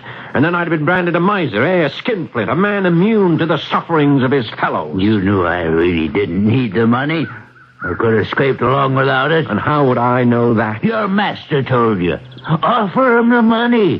He cannot withstand temptation. Make him mortgage his farm. You always wanted that farm. It's more land. You're mad. Offer him the money. He'll drink it away, gamble it away. There's no point to any of this, Paul. And then the land will be yours. I am here to remind you. The note falls due in November. You know I won't be able to pay it. I know that thrift and industry makes all things possible. And what if a man ain't thrifty? What if he ain't industrious? Does it mean he has to be turned out of his house like a beggar? What is it you want me to do? Tear up the note? Give me more time. I already gave you a year. Just a little more time. To do what? To go drinking some more? You're taking the bread out of the mouths of my children. You never so much as placed a single morsel into the mouth of any child that bears your name. The bread they eat, they earn by the sweat of their brow. Oh, I got the rheumatism bad, Tom. I got it campaigning with Colonel Washington. I got it marching in the rain, lying down to sleep in the snow. You can't put me out. You just can't. I won't. If you pay your debt. Where am I going to get the money? Where?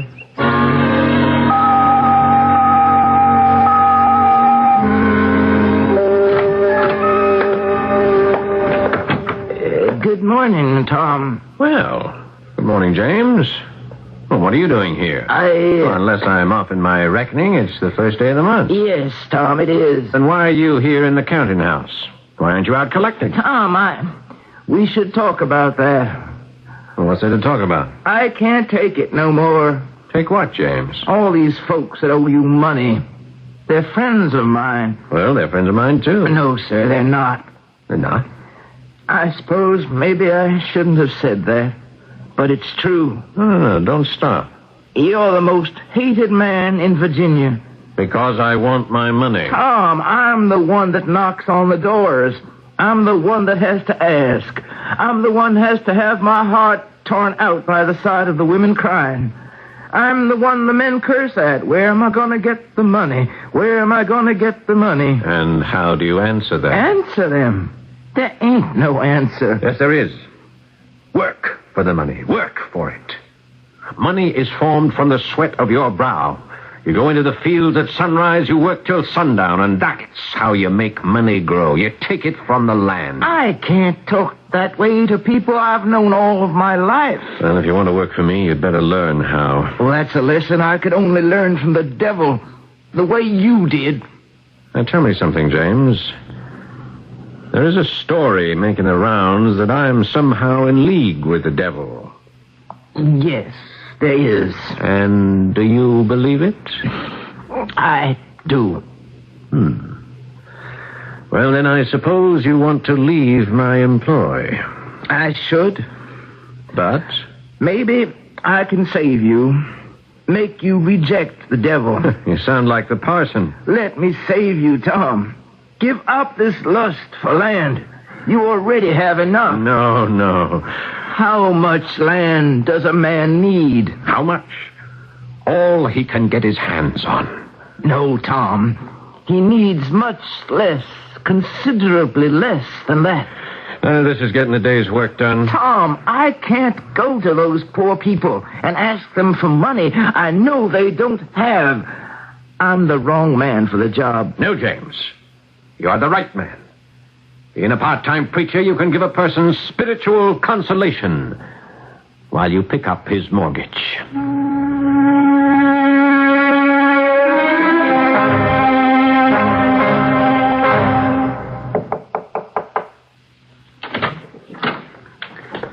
Mr. Morgan? Yes? Oh, Mrs. Powell. May I come in? Forgive me, of course. You have a chair? Thank you. May I offer my sincerest condolences on the passing of your husband. Thank you. Major Powell was a great and good man. Truthfully, he wasn't great, and he could have been better. We needn't discuss Major Powell. Very well. What shall we discuss? So, this is the den of the devil? This is merely my humble counting house. Where was the bargain struck? Oh, in this very room. He appeared to you here? Yes. How? Suddenly. He materialized suddenly, and there he was in that very chair you're sitting in. Really? What did he look like? Oh, just as you might imagine. Horns, pitchfork? Red as a boiled lobster, breathing a sulphurous fire. And you sold him your soul? No, that deal could not be consummated. Why? Well, it turns out I have no soul. Then what happened? Oh, he disappeared. Haven't seen him since. Then there was no bargain? I'm sorry you're disappointed. Oh, alas, for popular legend. And your fabulous successes. Am I to assume they have all been engineered on your own? I'm afraid so. Bereft, as it were, of all Mephistophelian assistance. That is exactly the case. I'm happy to hear that. Well, now, Mrs. Powell, how may I be of aid? Let us return briefly to my late husband, Major Powell. He left me his young children, his home, his plantation, his various affairs, to go soldiering with Colonel Washington of Fairfax County. Yes, I believe I've heard of the gentleman. They were very good friends. Major Powell, unfortunately, received a bullet wound at Fort Duquesne, from which he never really recovered. Colonel Washington and his wife attended the funeral. Well, I'm sorry I was called away on urgent business. Mrs. Washington was a widow. She'd been married to the wealthiest man in Kent County, a Colonel Custis. Yes, the name is familiar. She told me something very enlightening. She said that her marriage to Colonel Washington was something that was destined. Indeed. She was the wealthiest woman in the province of Virginia. He was the most eligible bachelor. He is a man of ability, intelligence, character. She needed a husband for herself, a father for her small children, a manager for her estate. So you see, it was literally a match made in heaven. These affairs that are ordained in heaven usually require assistance down here below. Oh, they were brought together. They had mutual friends who arranged to have them meet. Unfortunately, we do not. We? Yes, we. I am the wealthiest woman in Culver County. You are the richest man. I have children to raise. I have an estate to manage. There is no reason why we shouldn't marry. I see. In the ordinary way, we would have been brought together. There is no shortage of volunteer cupids, except for this unfortunate rumor that clings to you. People actually believe you belong to the devil. I've heard that. So I must do all the work myself. I must bring to your attention the desirability of such a match. Have I done so? You have. Then, all that remains is for you to propose. Or would you require some time to think it over?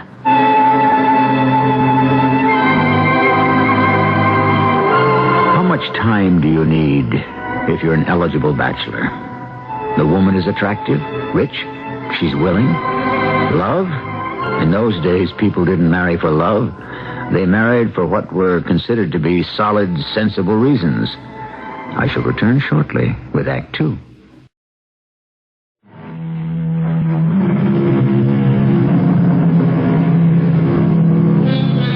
It's all a matter of timing, really. Today you fall in love and you get married. Years ago, people got married, and then they fell in love. Which way is better? Who knows? We're dealing with the emotions of men and women, which means that all bets are off. Anything can happen, and we have to play it by ear. Do I understand, Mrs. Powell, that you are asking me to propose marriage? I believe I have outlined a set of circumstances that would make such a step not only logical, but satisfactory. You have extensive holdings in Culver County. Over 2,000 acres. Yes, I've always had my eye on that land. And here is your opportunity to own it. Mrs. Powell, you have been frank with me. I have been exceedingly frank. I'm still unable to believe I could have summoned the audacity to speak to a man in such a manner. May I be equally frank? Please. I have long... what is the word? Coveted? Yes, I have long coveted Colonel Powell's land. It is the richest in this part of the province. That's acknowledged by everyone. And for years, I have set about to secure it. Your husband was not very communicative with you about his affairs. Half of your land is already under mortgage to me. What are you saying? I have the papers. You may examine them. But... Further, you are completely unequipped to manage the affairs of your plantation. You are being swindled every day by everyone. For instance, your overseer rents out your slaves without your knowledge and pockets the money. Well, that's impossible. I know John Raines. Let us say you know one side of John Raines. Your manager, Louis Marvin, keeps half the money from the sale of your farm and dairy products. I can only hint at the arrangements he has with various shopkeepers. But these were my husband's best friends. Now, hear the worst. You have ruined most of your land by growing tobacco season after season. But tobacco is the best cash crop. Yes, it also exhausts the soil. Now it will have to lie fallow for 3 or 4 years to renew itself. You will have to borrow money. You will have to come to me. And what makes you think Where else can you go? We won't be able to pay it back. Slowly, surely, all your land will fall into my hands anyhow. I don't have to marry you for it. I never thought anyone could state something in such cold blood. It's only a matter of degree. Your proposal to me was hardly warm-blooded. Oh. You brought me a business proposition. You can't deny it. And all I've done is tell you that I can do better. Yes. But isn't there something else? Such as? I'm not unattractive. I can be pleasant, even exciting company. I know how to make a man happy, how to make his home beautiful, his life agreeable. Isn't there such a thing as companionship? Companionship. And all those other things, I agree, they are of primary importance to some people, but not to me. I have never felt the need for them. Then the story you told me as a joke was true. The devil did materialize in this room. I'm afraid he did not. Yes, he did. And he bought your soul. I told you, I never had one. You did. A small, sickly, shriveled soul, but the devil would settle for that. What other kind can he buy? Good day, Mr. Morgan. I'm sorry we have no basis for doing the kind of business you had in mind, Mrs. Powell. You leave a person with very little. The truth is, you came with very little. Oh. And you made sure that I shall depart with nothing at all. Please remember, Mrs. Powell, coming here was your idea. not mine. Yes, it was. My rather foolish, senseless idea. I had permitted myself to believe that we had something in common. Really? And what would that be? Something very elementary, I thought. At least we were both members of the human race. Surely such a statement is rather beneath you. It's a simple statement of fact. I would assume a lady of breeding and culture would not stoop to pointless insult. You do not insult a man when you tell him the truth. You may injure his vanity, but that's another matter. I have no vanity. True. And no humanity either. And that is my point. You fascinate me, Mr. Morgan. You're the only completely evil person I know. Evil? I injure no one? You do worse. You give them the opportunity to injure themselves. Yes. This is evil practice on the highest, or I should say, lowest level. You have transformed evil almost into an art. But why, Mr. Morgan? Why? What will become of you? Where shall you be in the end? I shall not find myself in the almshouse as a public charge. Is that the answer? Fear of poverty? I fear nothing. I shall never be poor as long as I own land. And the more I own... Yes? How much land do you want? How much land do you need? How much land does any man need? How much? Yes. Someday, when you find the answer, you might let me know.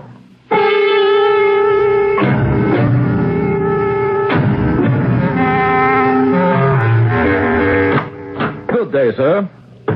Have I the privilege of addressing Mr. Thomas Morgan, Esquire? You have. And what might your name be? Porter. Peter Doremus Porter, Esquire. How may I serve you, Mr. Porter? I have come to serve you. In what way, sir? Mr. Morgan, your fame has spread far and wide. I'm not aware of the fact that I'm famous. But you are. No one is more avid to acquire land. And no one in King George's colonies from Massachusetts to Georgia drives a harder bargain. Are you saying I take advantage of people? Of course. But that is what business is all about, wouldn't you say? I shall say nothing until I've heard you out. Good. A man after my own heart. I have come to sell you land. Yes? The finest land on the face of the earth.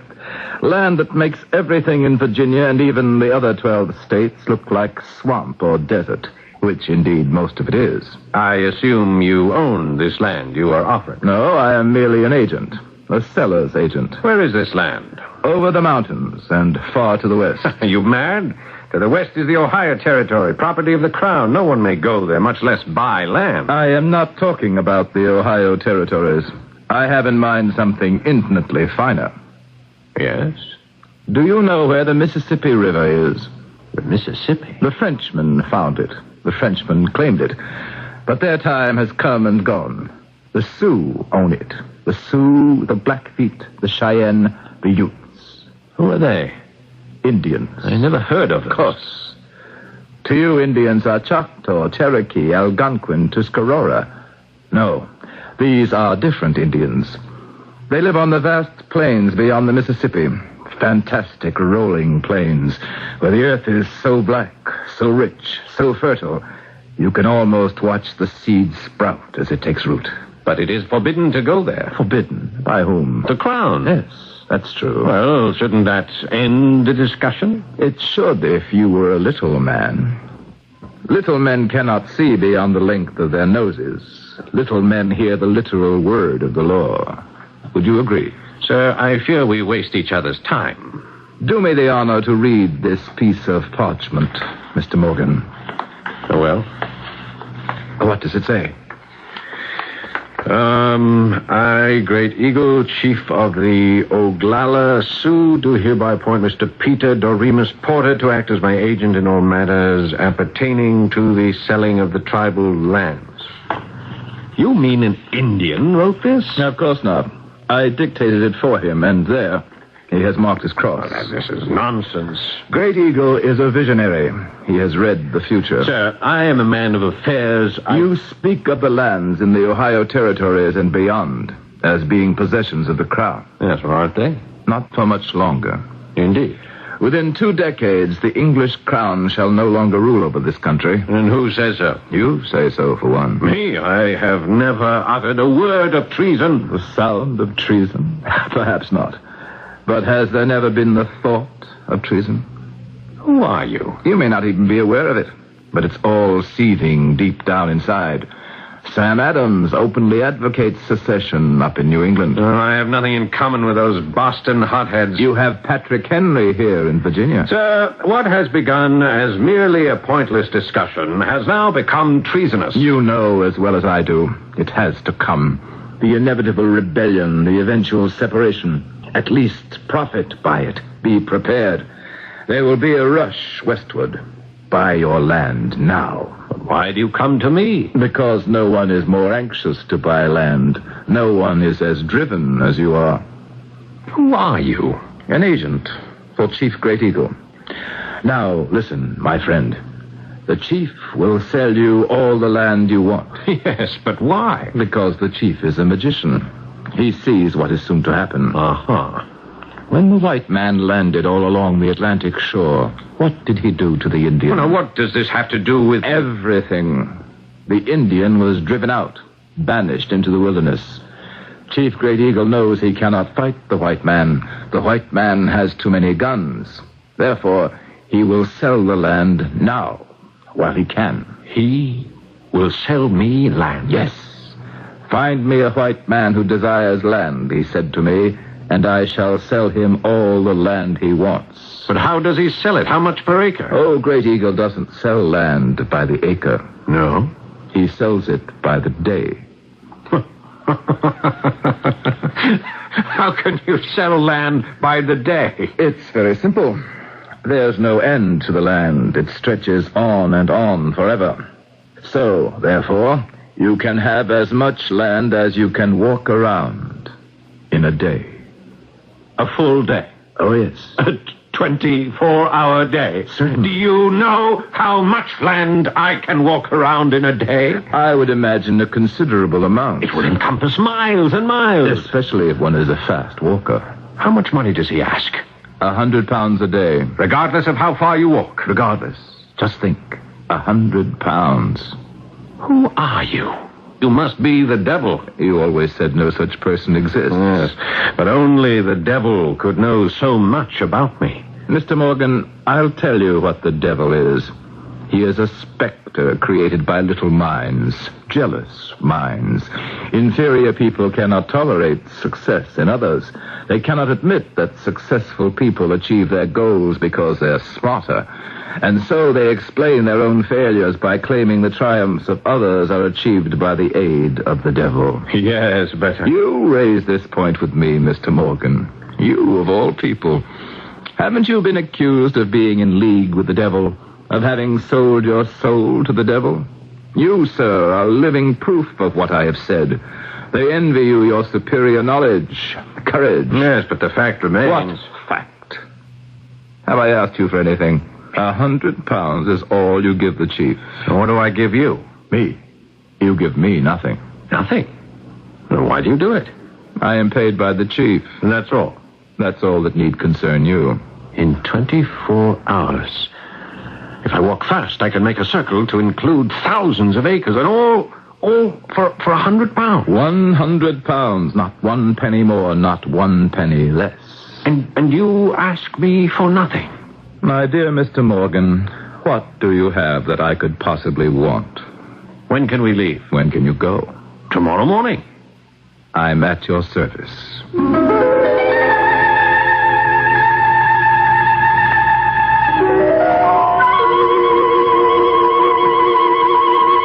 That's what life is, wouldn't you say? A constant journey in which we seek an answer. For some, the journey is longer than others. For some, the answer is more complicated than others. Of course, it all depends on the question. You might philosophize for a moment and ask yourself, what is the nature of your journey? And then, before you know it, I shall return with Act 3.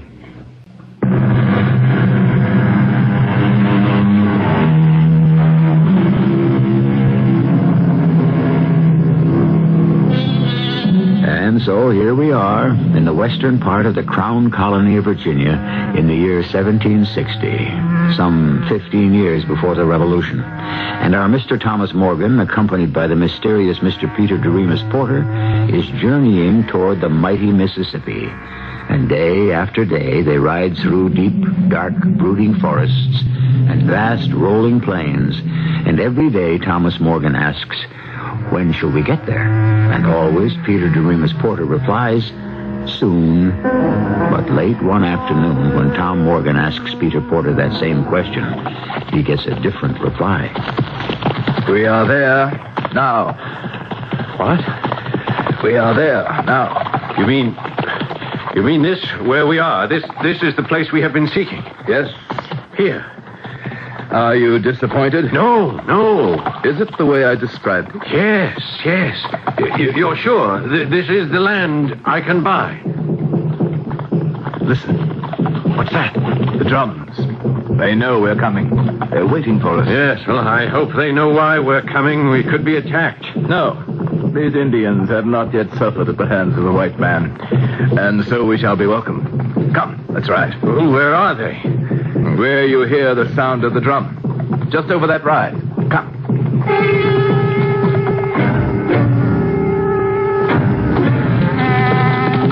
Whoa. Indians. Yes, Indians. Hundreds of them. They attend their chief, Great Eagle. But why are they so quiet? They're quiet people. They're moving their hands. Why are they moving their hands like that? They're speaking in sign language. Do you understand what they are saying? Yes. They're saying, welcome, and enjoy long life. Well, now what do? We wait. For what? For the chief to command us to approach. Well, everything is all right, isn't it? I mean, it is going the way it's supposed to, isn't it? Of course. See? He motions us to move forward. Come, ride slowly. He's a very old man, huh? Very old. Very wise. Oh. My brother. My brother. Chief, this is my brother, Thomas Morgan. Then he is also my brother. Why have you come to me, my brother? Answer him. I have come to buy land. How much land do you need? Well, I want all the land I can get. But how much land do you need? How much land do I need? As much as I can walk around in a day. You have not answered my question, my brother. How much land do you need? He has come here to learn the answer. I see. Then let us begin. Now? Yes, now. This is what you came for, isn't it? He knows what he must do. I have explained it. Does he have 100 pounds? In silver, in this little sack. He must place it on ground. Obey him, Thomas. Drop the sack. What do I do now? Dismount. All right. And now, my brother, you must walk. In which direction? In any direction. As far as you like. And you must return. All land you can walk around is yours. But how will I know where I have gone? My brother shall go with you and mark the ground. Do you see setting sun? Yes, I do. See, it begins to disappear beyond the rim of that far distant hill. When it has gone completely, you shall begin to walk. Do you understand? Tell me. I understand. And you must walk all night and all following day. And you must return here to where I stand before the next sun shall disappear over that same hill. Or you lose your 100 pounds. You will have walked for nothing. Go in peace, my brother. Discover how much land you need.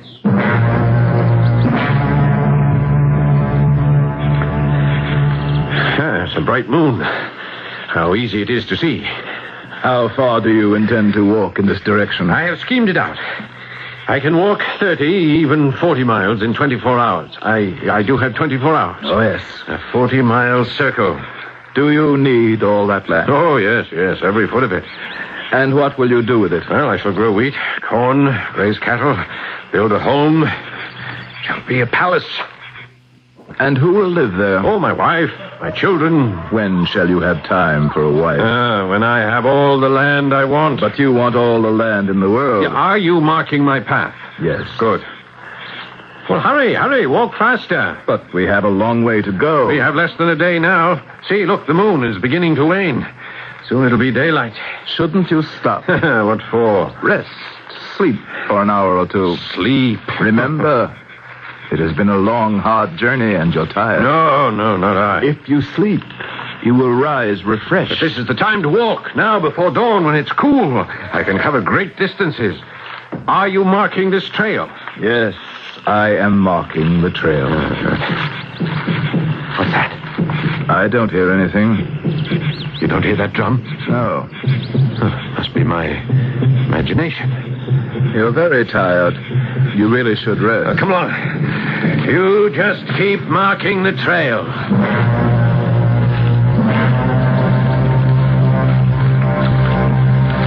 You should sit for a moment. No, come. The sun is very bright, very hot. We shall rest when it's directly overhead, and the heat will be at its worst. Rest now, this beautiful spring. Drink some water. Stop, if only for a minute. In a minute, I can walk 200 or 300 yards. Now, do you know how much land that is? Do you know how many bushels of wheat you can plant? How many stalks of corn you can grow? Your face is flushed. You're breathing heavily. You're drenched with sweat. Just mark the trail. Just mark the trail. You must start heading back now. No, I am. I have been moving in a circle. A wide circle. Narrow it. I will. No, wait. I must go to the right again. See that hollow? Perfect for growing flax. You are limping? It's nothing. My feet. Rest. You still have time. You're in pain. A day to suffer. A lifetime to live. Tom Morgan. Tom. Who's that? It's me. Who are you? Can't you tell? It's Paul Devereaux. What are you doing out here, Paul? I came for the same thing you did, Tom. Land. But I was too greedy. I walked too far, too fast. Help me, Tom. How can I help you? Bring me some water. I'm dying of thirst. I don't have any water. There's a stream just a mile away. You passed it. Yes, I know. Please go back there. Get me some water. I don't have time. Tom, I gotta have some water. It's past noon. The sun's getting lower in the sky. Tom, please. Don't leave me. Don't leave me here to die. Hello, Tom. Sally Powell. Why are you here? For the land. Sally, am I dreaming? Come back with me. Go back with you? You said you wanted to build a home for wife, for children. I do, but... Then you must begin now. Walk back with me and start to build now. Don't you have enough land? No, I don't have enough land. I'll never have enough land. Yes, you will. I'm wasting time standing here talking to you. I've already lost a cornfield, a wheat field, a stand of timber. You'll have enough land one day, Tom Morgan. One day you'll discover you have just enough. Tom, wake up. What? You must wake up. It's time to start back. What? I've been sleeping. Yes. How long? How long have I been asleep? The sun. Look, the sun it's getting lower. You had just enough time to get back. Why did you let me sleep? You just fell to the ground. I tried to wake you. I must get back. The sun will go down. Have you been marking my trail? Wait. You're going in the wrong direction. No. That piece right up ahead with the stand of trees. I want it. I have to have it. No, Tom. You have enough. No! Stop back. Stop back now. Or you won't have any at all. Just as far as that pretty little brook. The sun. Look at the sun. It's no longer a brilliant yellow flame. It's become a dull red ball. Yes. Look at the sun.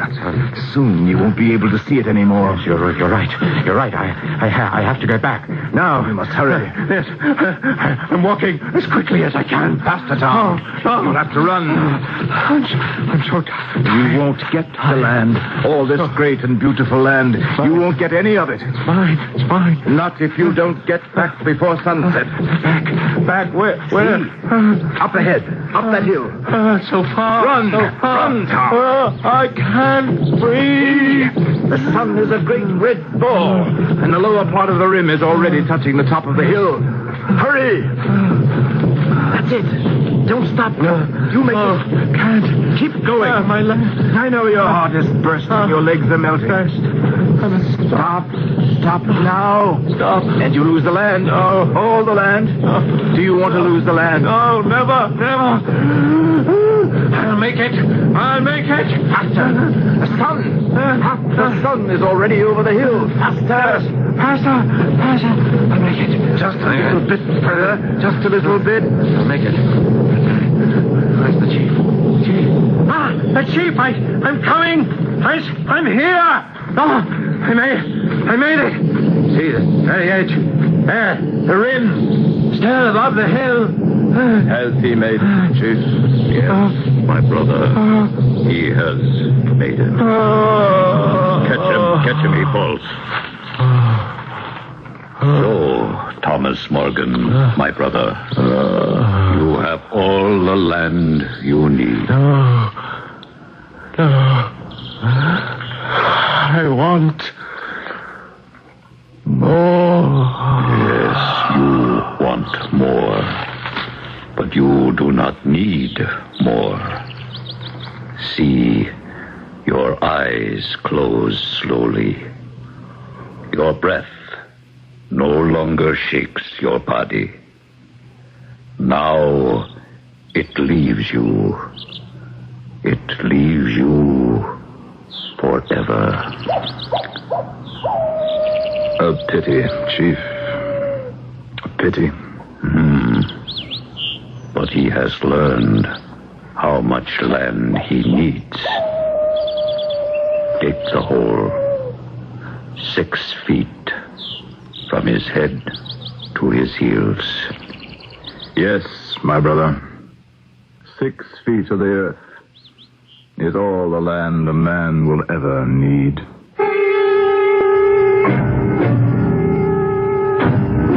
It's all he ever gets to keep, as far as we know.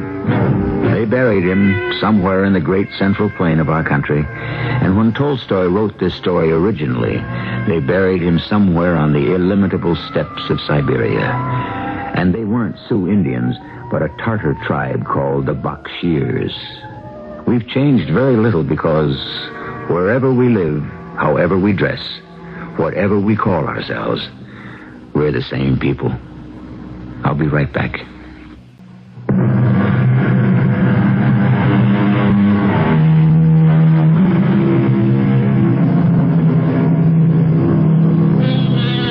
We began our story with a philosophical discussion concerning the word enough.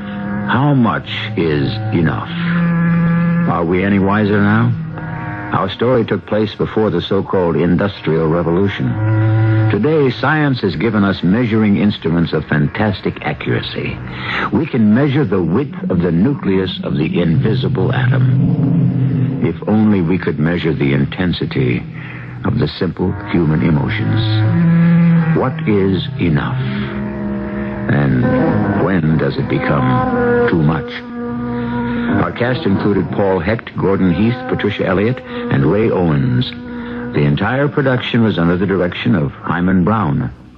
This is E.G. Marshall inviting you to return to our Mystery Theater for another adventure in the macabre. Until next time, pleasant dreams.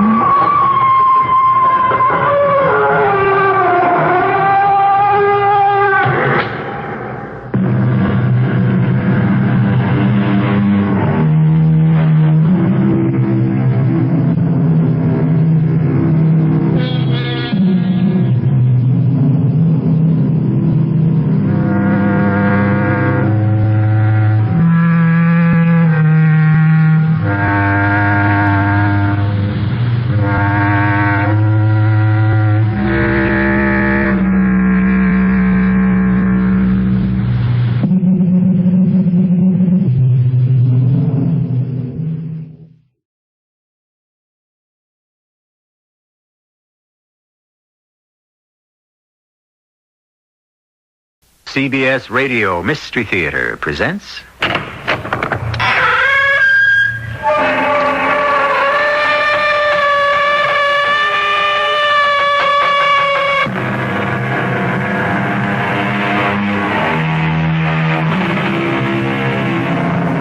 Come in. Welcome. I'm E.G. Marshall. Welcome to the universe. We have wonderful things for you to see.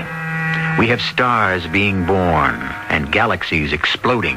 We have spaceships plunging into the void and mysterious planets beckoning their crews to adventure. We have alien creatures, pitiless and pitiful, monsters, fierce and friendly, scientists, mad and sane. We have them all because you have your imagination, and you can see wonders more wonderful than any movie screen can show. In fact, the story you're about to hear is about a movie screen, the strangest anyone has ever seen.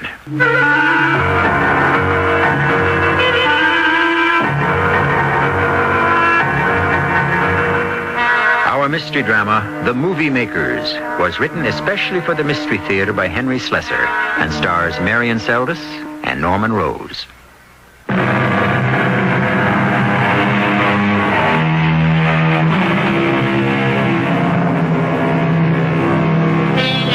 Our story begins where some stories end, because a life has ended. The life of Dr. John Saville, a world-renowned physicist.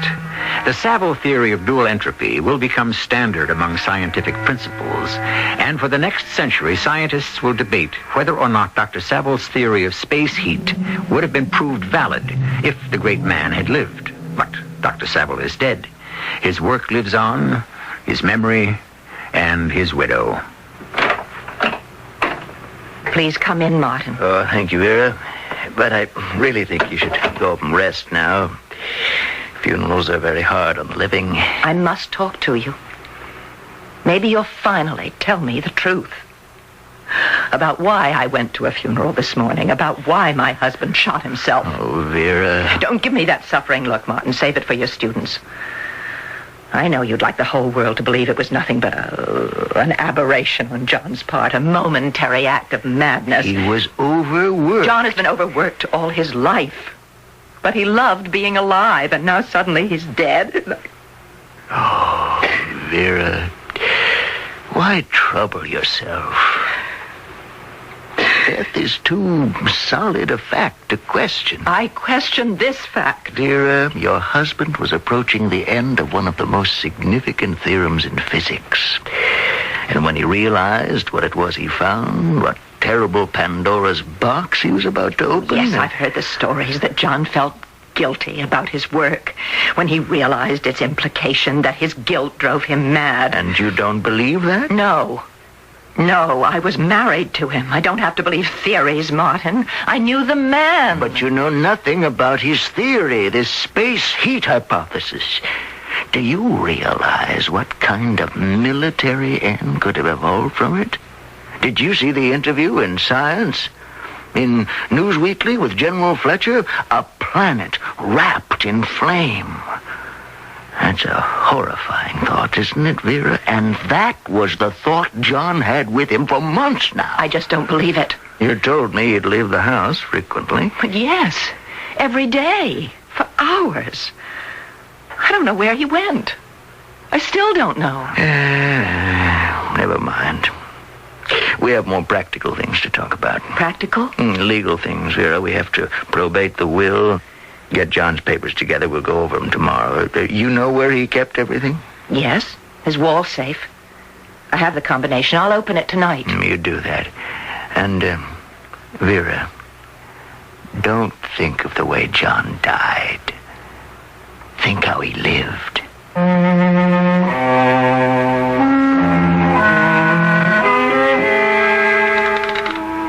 Right 35. Left 15. Right 13.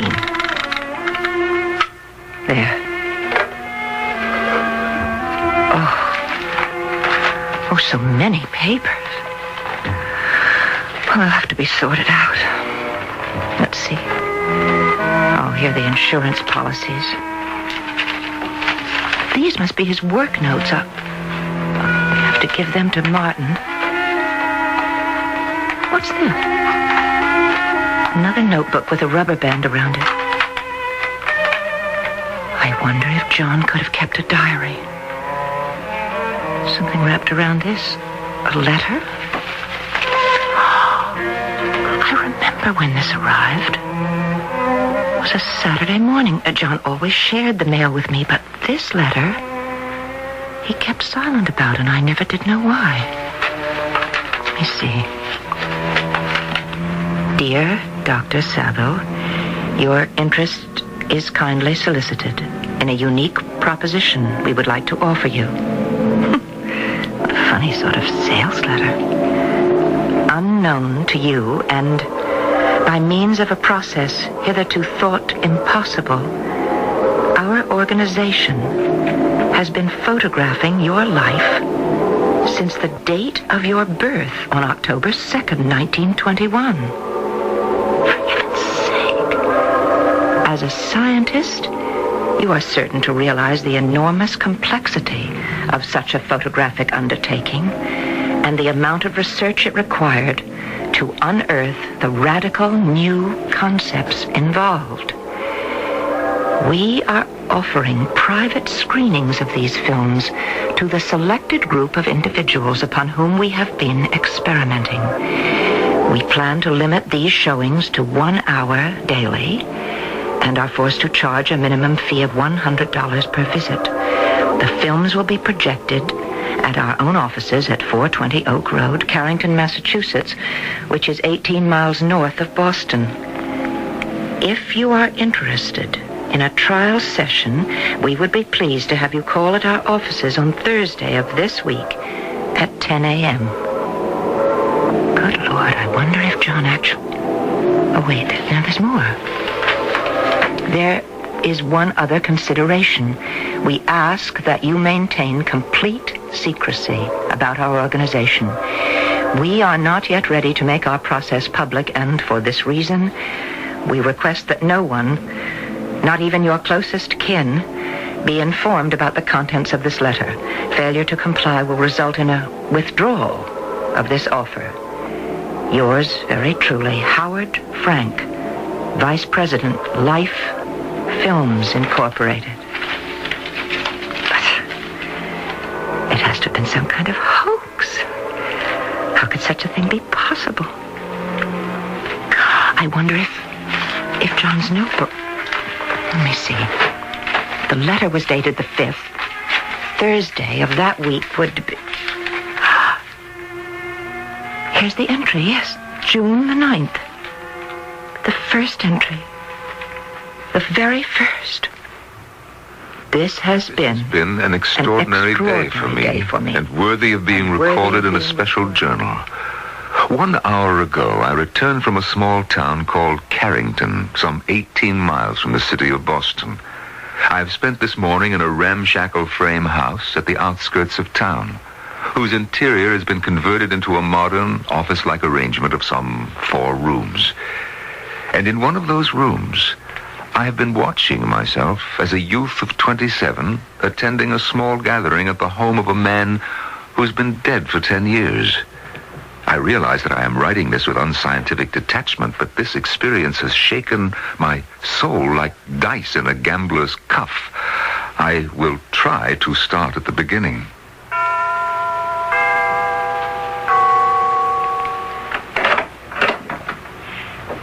Yes? Hello, my name is Saville. Would that be Dr. Saville of the university? That's right. Am I talking to Mr. Frank? No, Doctor. My name is David Morrison. Mr. Frank is in his office. He's been expecting you. Dr. Saville, how nice of you to be so prompt. Please, sit down. Thank you. Well, what did you think of my letter? Well, let's say I found it very intriguing. Yes, but of course, you're also skeptical. I'll have to admit that I am. I really cannot see how it's possible to photograph a man's life without being observed. Well, I can think of only one way to prove that our offer was genuine. We'll have to demonstrate. This way, Doctor? Oh, yes. Now, this is our projection room. If you'll just take a seat. Oh, I'm sorry about the darkness. Oh, thank you. But I'm afraid I don't see any screen. Oh, you'll see it on the facing wall, Doctor, just as soon as we leave. Now, just make yourself at home. All we need to know is what period of your life you'd be most interested in seeing. Are you telling me seriously that you have movies of my life? Yes, Dr. Saville. Movies of your life. Your whole life. Would you like to start in childhood? Oh, but that's impossible. Watch the screen, Dr. Saville.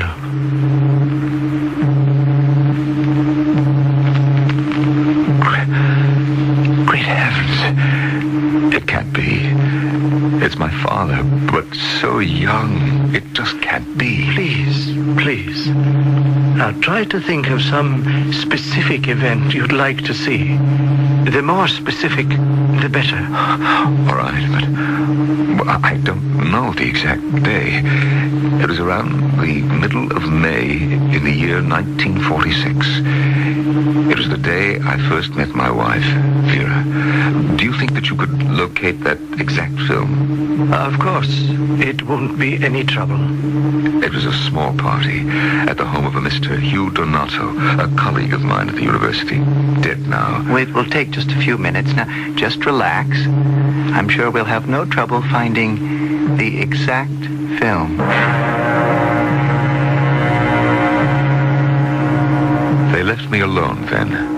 I still was not certain that I wasn't the victim of some elaborate student prank. And yet, I could have sworn that for one moment I saw my father's face on that screen before me. And then the screen started to glow once more, a brilliant whiteness painful to my eyes. But then the colors began to appear. The screen held a picture of a room I hadn't seen in 30 years. It was Hugh Donato's living room, beyond any doubt, the same room. I couldn't fail to recognize that big, ugly square room with its incongruous walls of wood paneling and flowered wallpaper. There were people in the room. Old Hugh himself, looking not a day over 30, and his wife Deborah, and Professor Mills, the old windbag, and Jane Anderson. What a handsome woman she was before. And then I realized I could actually hear their voices. I leaned forward eagerly to hear them, but I heard nothing. Because suddenly I saw her standing by the bay window, standing there quietly in isolation. A young girl in a gray cashmere sweater, looking lost and lovely and supremely wonderful. My eyes filled with tears when I saw Vera, my wife, unchanged by time's treachery. And then I saw myself. I was speaking to her, and she was replying. I know. You're Professor Saville. No, hardly. I'm just a teacher, not even an associate professor. Oh, I'm sorry. It's all right. I decided that I'd rather be called doctor. Who ever heard of an absent-minded doctor? Doctor, as in MD? No, as in physics, actually. By the way, did you tell me your name yet? It's Peterson. Vera Peterson. I'm in vocational guidance. Do you know that you're squinting, Vera Peterson? What? You are definitely squinting at me. Well, I don't know what you mean. Look, I've seen you around the university, and I happen to remember that you wear glasses. Where are they now?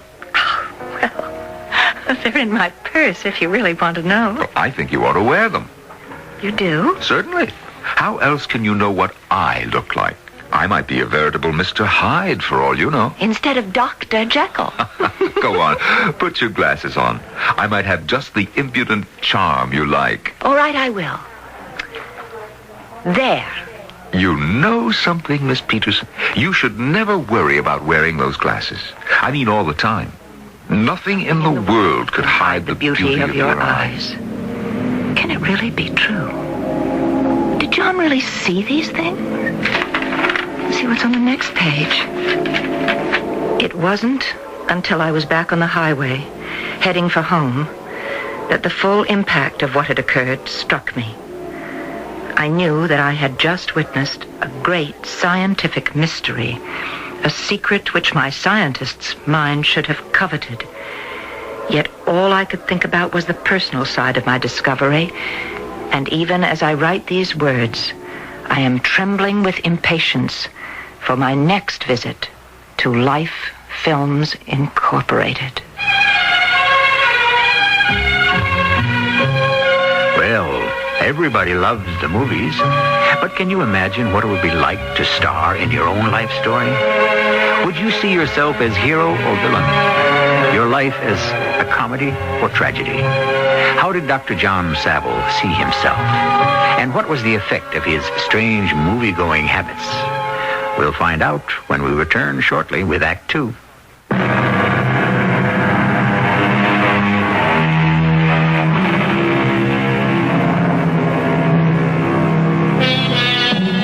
Vera Saville, widow of the renowned scientist Dr. John Saville, sits in the dim study in which her husband had spent long hours studying the mysteries of the universe, and ponders another mystery, a strange journal left to her as a legacy from her husband.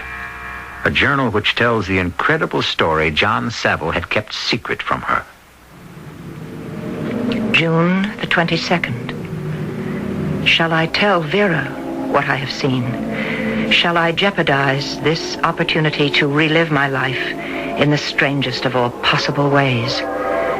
I am caught up in an inner conflict that cries out for resolution. How have they performed this miracle? What wizardry has allowed them to put on film my every living deed without my knowledge? How can I, a scientist, not demand to know the answer? And yet, I cannot. I am so deeply entangled in the net they have cast that I lack the will to do anything.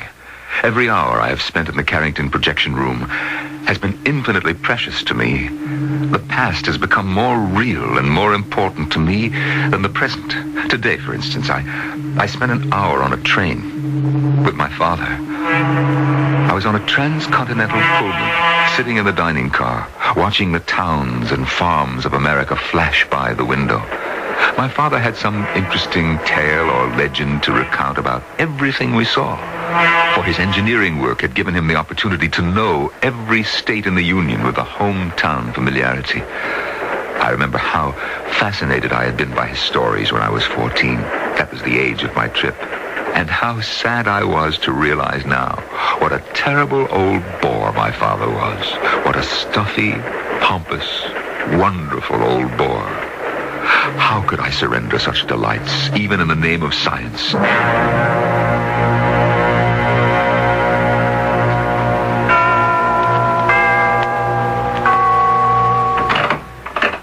Well, come in, Dr. Saville. How are you today? I'm very well, thank you. Mr. Frank, Dr. Saville is here.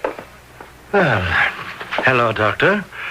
Come right inside. We've been waiting for you. Yes, thank you. I've located those films you asked for.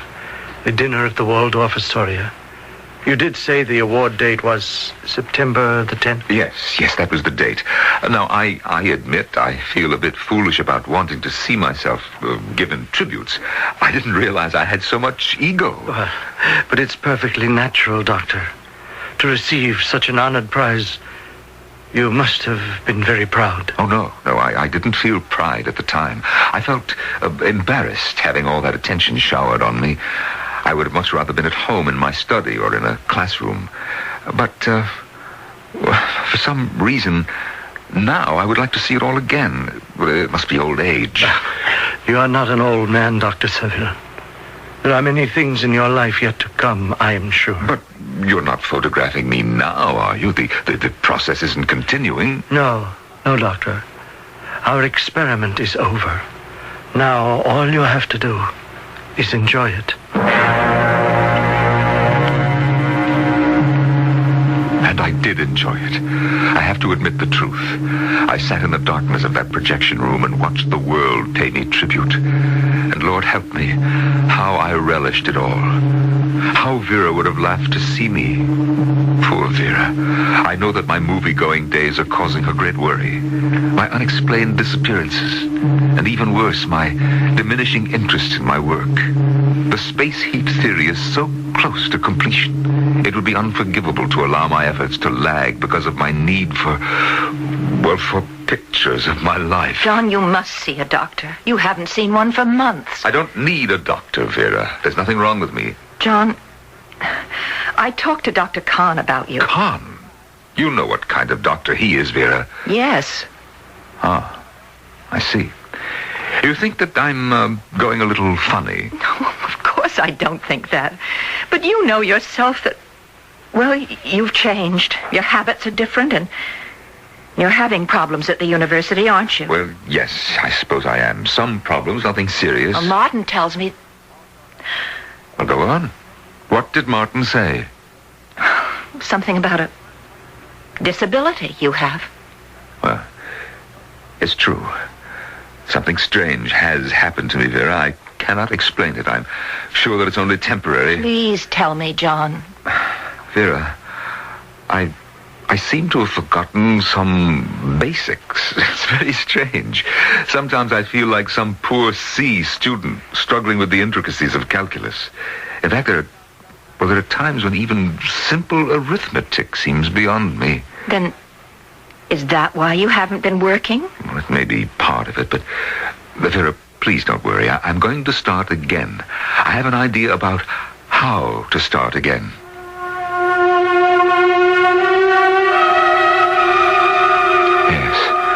I had an idea.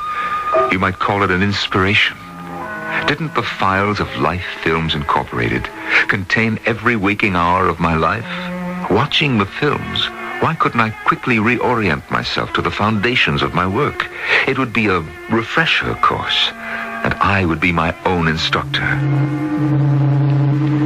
This morning, I viewed the scene in my study when I had first glimpsed the secret of space heat.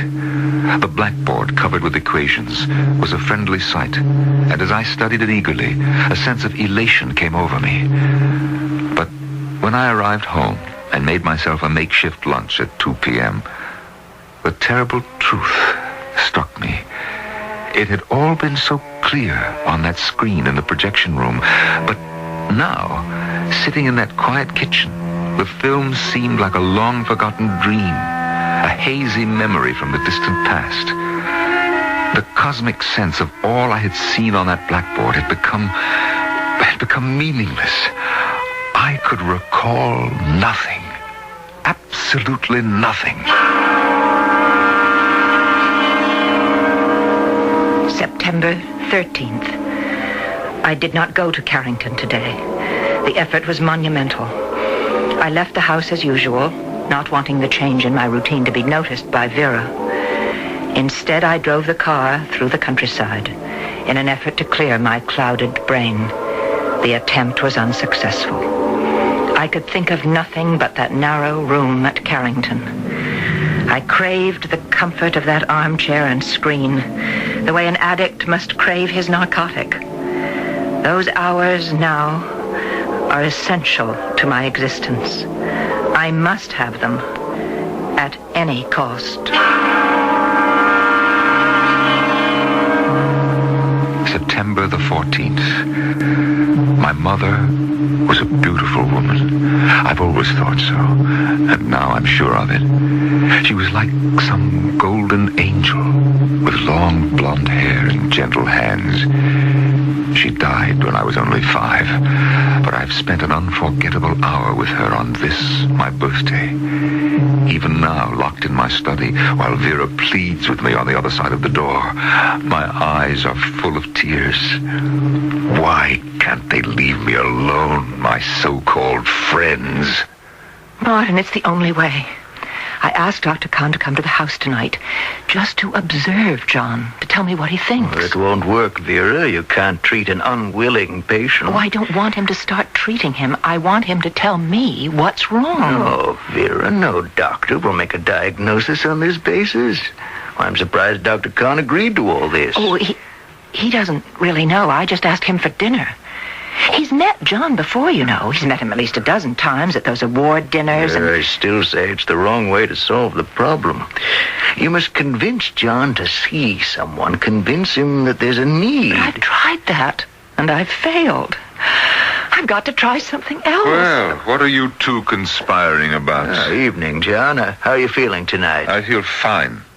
Shall I take my temperature for your benefit? Oh, really, John? I'm sorry, Martin. It's just that I've become so sick and tired of people asking me how I am. Martin, you can stay for dinner, can't you? Well, I really don't think I can. Please, you've got to stay. Of course, Martin. Why not? I'm not really good company at dinner, as Vera will tell you. It'll be much nicer if we're a threesome. It will be a foursome, John. 4? I invited someone else, another old friend. There he is now. Excuse me. But Vera.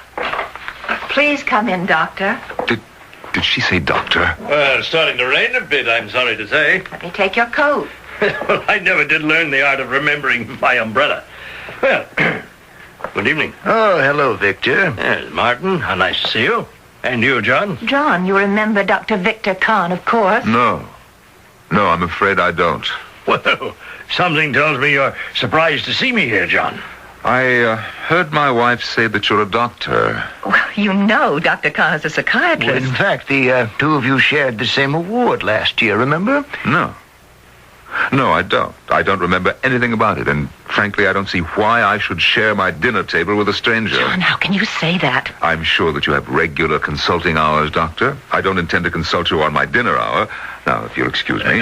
John, wait. I think there's a misunderstanding. I thought we'd become friends. Friends? I never saw you before in my life.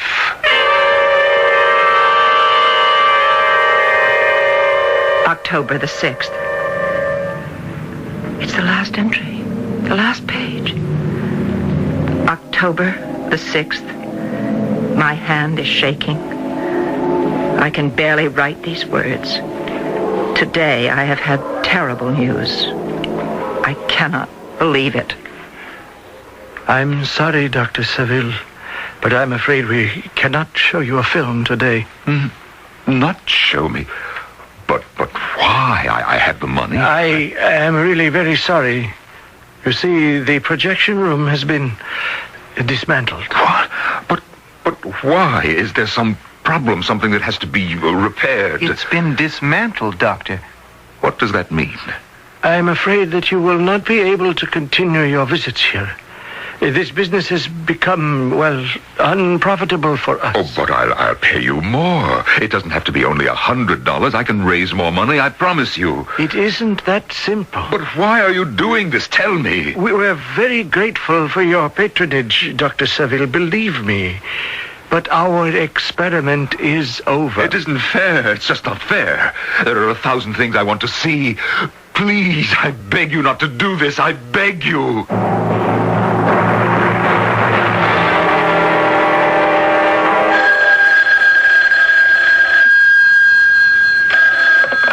Hello? Vera, it's Martin. How are you? Oh, I'm all right, Martin. Thank you. I'm just calling to find out if you located all of John's papers. Yes, I have them. Everything we discussed was in his wall safe. Oh, good. I'm glad to hear it. Now, what time would you like me to come over tomorrow? Tomorrow? Well, I have classes in the afternoon. Can we make it in the morning? No, Martin, it won't be possible. Oh, why not? I won't be here tomorrow. I'm going somewhere. Where? Well, not to your sister. You said you wouldn't leave for at least a month. We'll just have to make it another time, Martin. I'm sorry. Goodbye. Now, what was that address again? Oh, yes, here it is. Life Films Incorporated, 420 Oak Road, Carrington, Massachusetts.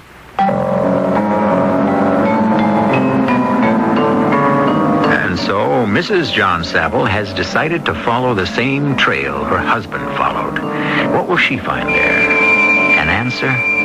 Or perhaps more tragedy? We'll find out exactly what happens at 420 Oak Road when we return shortly with Act 3. It's a cold, crisp day in autumn. A day for visiting the countryside, to see the blazing colors of the leaves before their fall. But the eyes of Vera Saville behind the wheel of her car seem to see nothing but the road ahead. Even as she drives, her mind is full of doubts that she will find anything at all at 420 Oak Road, either because its occupants have moved on or because those occupants had never been there.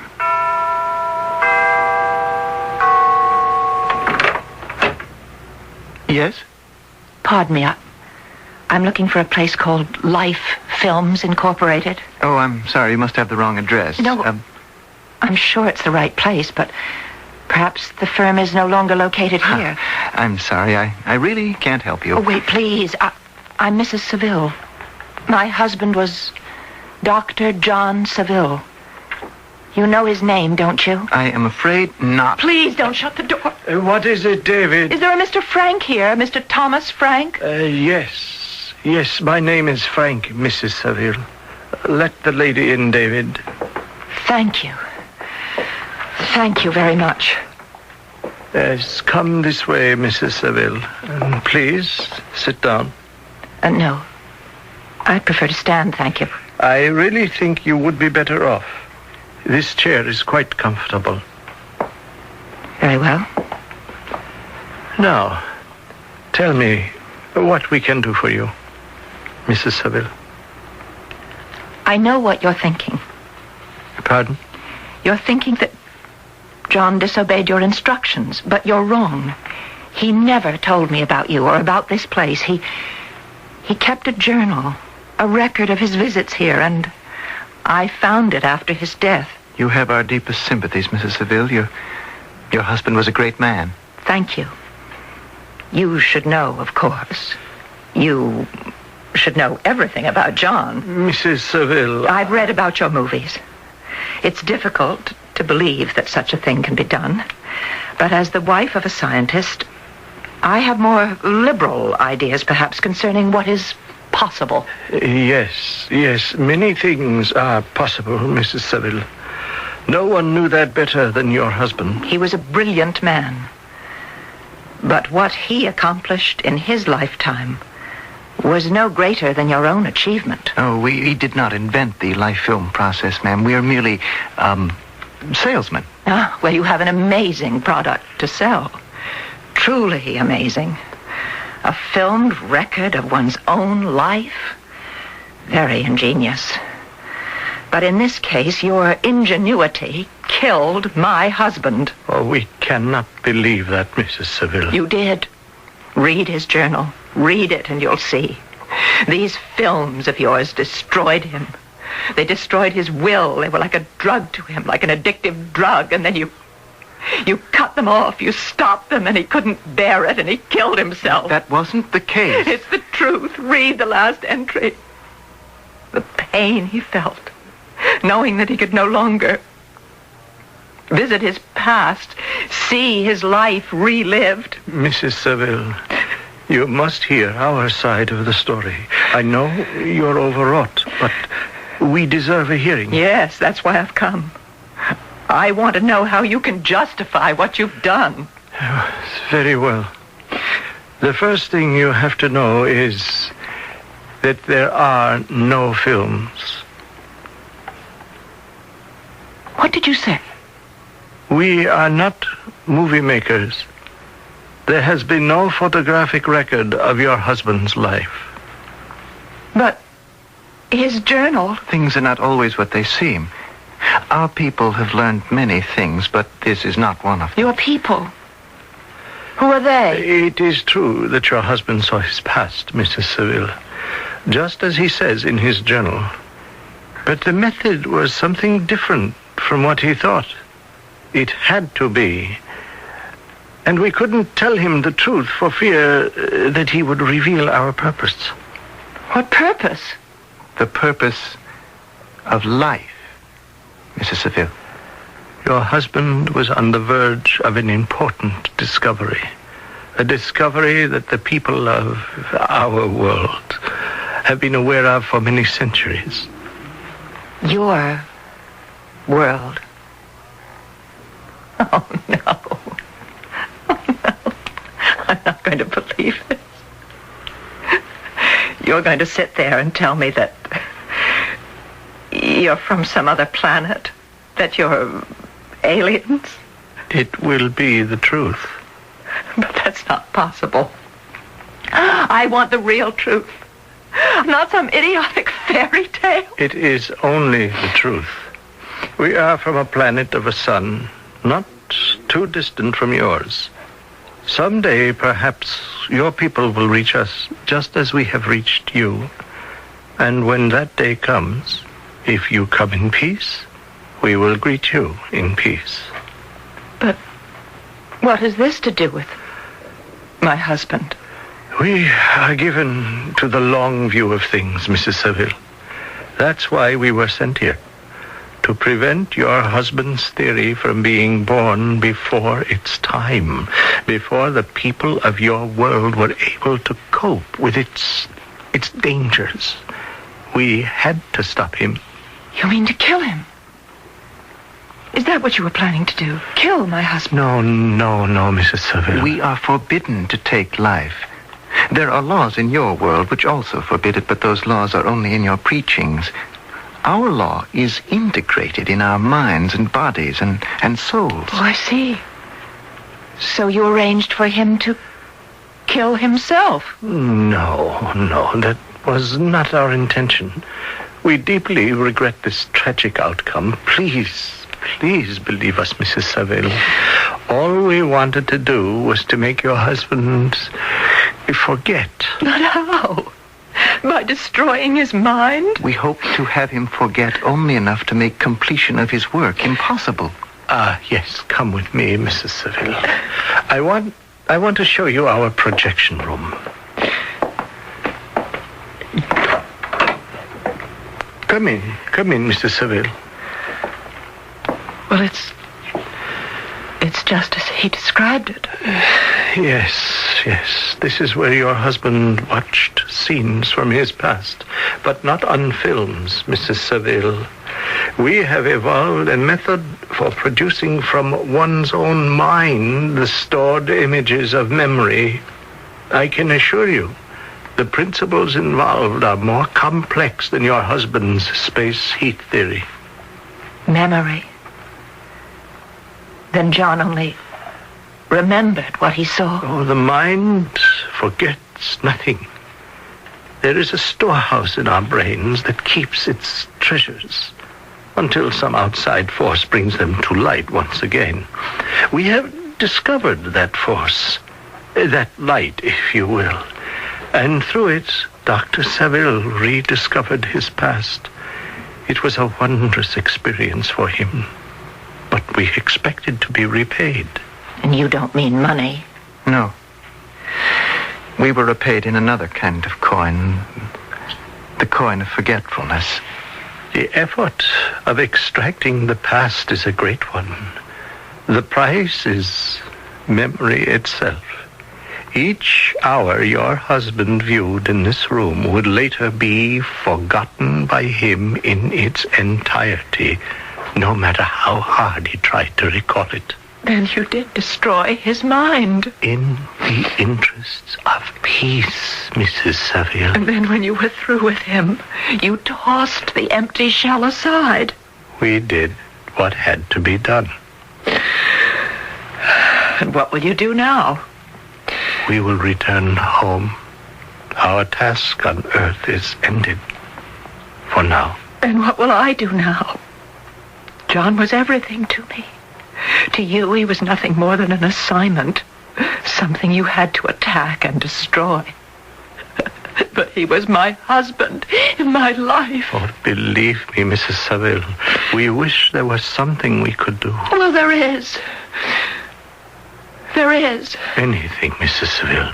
Just tell us what you wish. I want to see a film.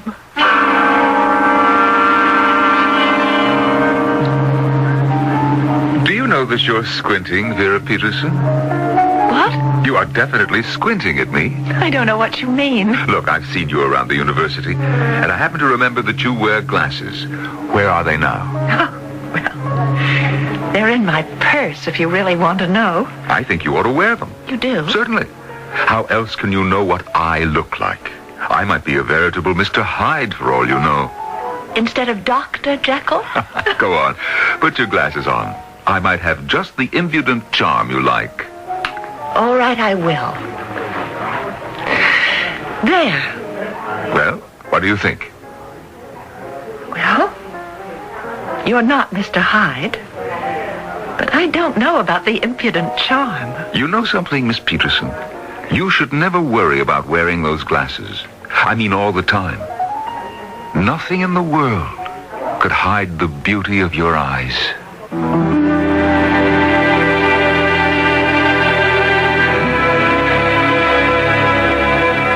Yes, you've guessed it. You've just heard a love story. But why not? Is there anything more wonderful, marvelous, or mysterious than love? We suspect that it is one earthly phenomenon that man will take with him and her to the outer planets.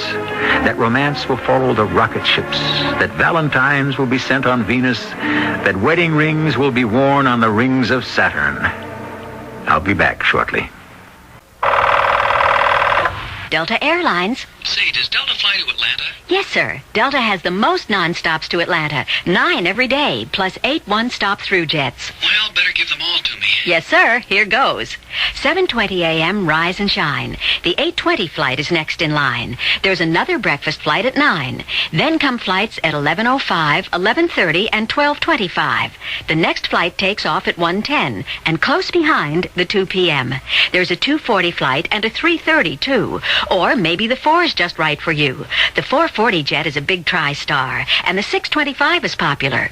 At 6:30, another flight, then the 7:25 comes into sight. A tri-star night coach at 9 p.m. and another at 2:45 a.m. And then we do it all again. Wow, that was terrific. You're sure to have a good time on Delta. To Atlanta, Jacksonville, Daytona Beach, all the South. Hey, I had a good time just calling. Delta is ready when you are. This is WBBM Chicago.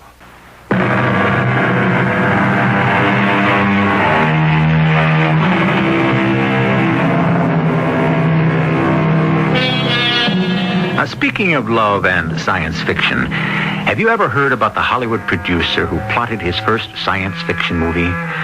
Boy meets girl, boy loses girl, boy builds girl. Well, that might not be the next story you will hear on Mystery Theater, but we do promise you an earful of wonders, marvels, and mysteries that will bring the future as close as the speaker on your radio. Our cast included Marion Seldes, Norman Rose, Russell Horton, and Earl Hammond. The entire production was under the direction of Hyman Brown. This is E.G. Marshall inviting you to return to our Mystery Theater for another adventure in the macabre. Until next time, pleasant dreams.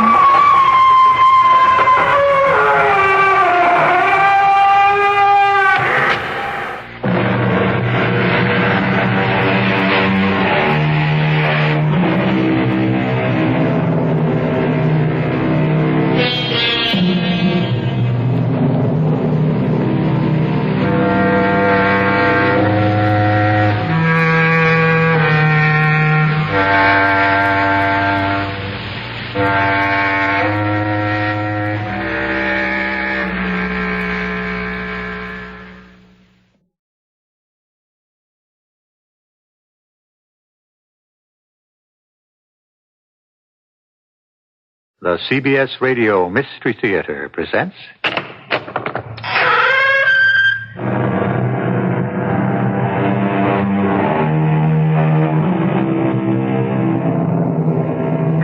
in.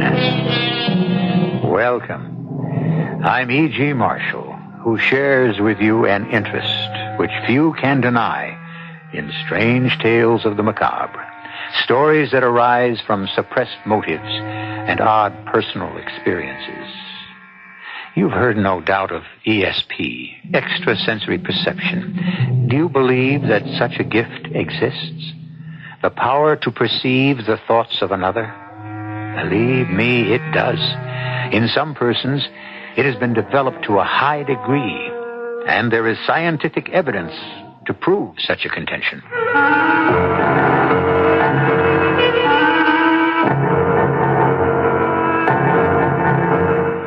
Our mystery drama, The Doctor's Evidence, was written especially for Mystery Theater by Roy Windsor and stars Francis Sternhagen and Tony Roberts.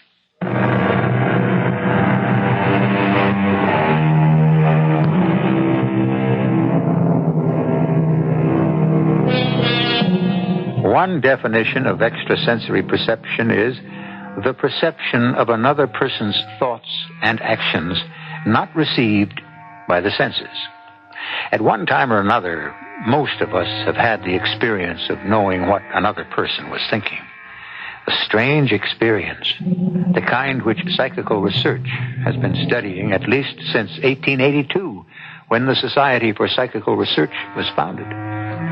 Share with me this strange story of Ellen Robertshaw, who had this supernormal faculty.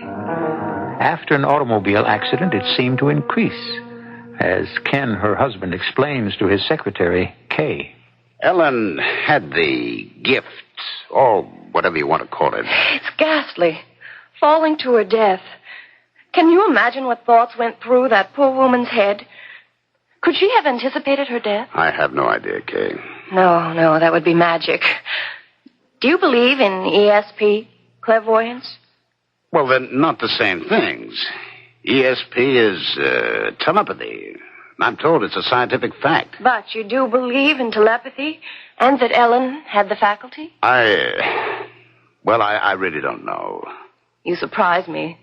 How so? You're a hard-headed, practical businessman.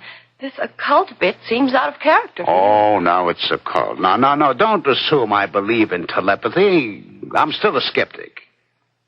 All the same, Ellen surprised me several times in the past few years by seeming to read my thoughts. That could have been uncomfortable. Well, sometimes, yes, but, that's all behind us now. So it is. When's the funeral? Well, I haven't thought about it, and I'll have to talk over the arrangements with her son. Bruce, is that right? Yes, he's at the hospital now. He is? I thought he lived in Philadelphia. Oh, he does, but he's here. He arrived at the building just after Ellen fell. Before me. Should I attend the services? I don't think so, Kay. Ellen suspected you and me. She probably said so to her son. I see. Okay. I can't help loving you. That's nice to hear. All the same, you could have divorced, Ellen. I never liked our furtive relationship. I felt so hypocritical. Marked. The other woman. Well, you won't be any longer. We'll be married, Kay. Say, in 6 months. It's what I've always wanted. 6 months. Well, why do you say it that way? It's hard to explain. It's almost as if we'd been waiting for your wife to die. Say she hadn't, Ken. Then what would have happened? How long could I have continued to be your office wife? Darling, I would have divorced Ellen. But you didn't. Well, believe me, I'm sorry she died a violent death, but it's a fact. I'm free now. So are you. I wonder. What's the matter with you, Kay? Well, you say she was telepathic. Could she have anticipated her own death? Oh, how the devil would I know? You mean, did she intimate to me that she was going to die? Of course not. When I left for work this morning, she seemed to be all right. Still weak, but alert. Stretched out on the living room couch. What is all this, Kay? Why is her son, Bruce, what's his last name? Bruce Ellis. He's a lawyer in Philadelphia. What about him? Why did he appear in New York just after his mother fell to her death? Because he was in the city, and naturally he'd come to say hello to us. Well, to her, he never liked to approve of me. Could Ellen have transferred her thoughts to him? What if she did? Are you suggesting that he arrived here because she indicated she was going to die? Isn't that possible? Oh, I don't know. And anyway, so what? Maybe she knew when and how she was going to die. But she didn't say anything to you. Not a word. Why? Curiosity, that's all. For some reason, her death haunts me.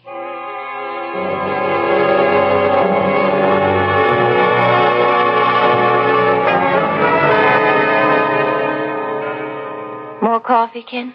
No, thanks. I have to get home.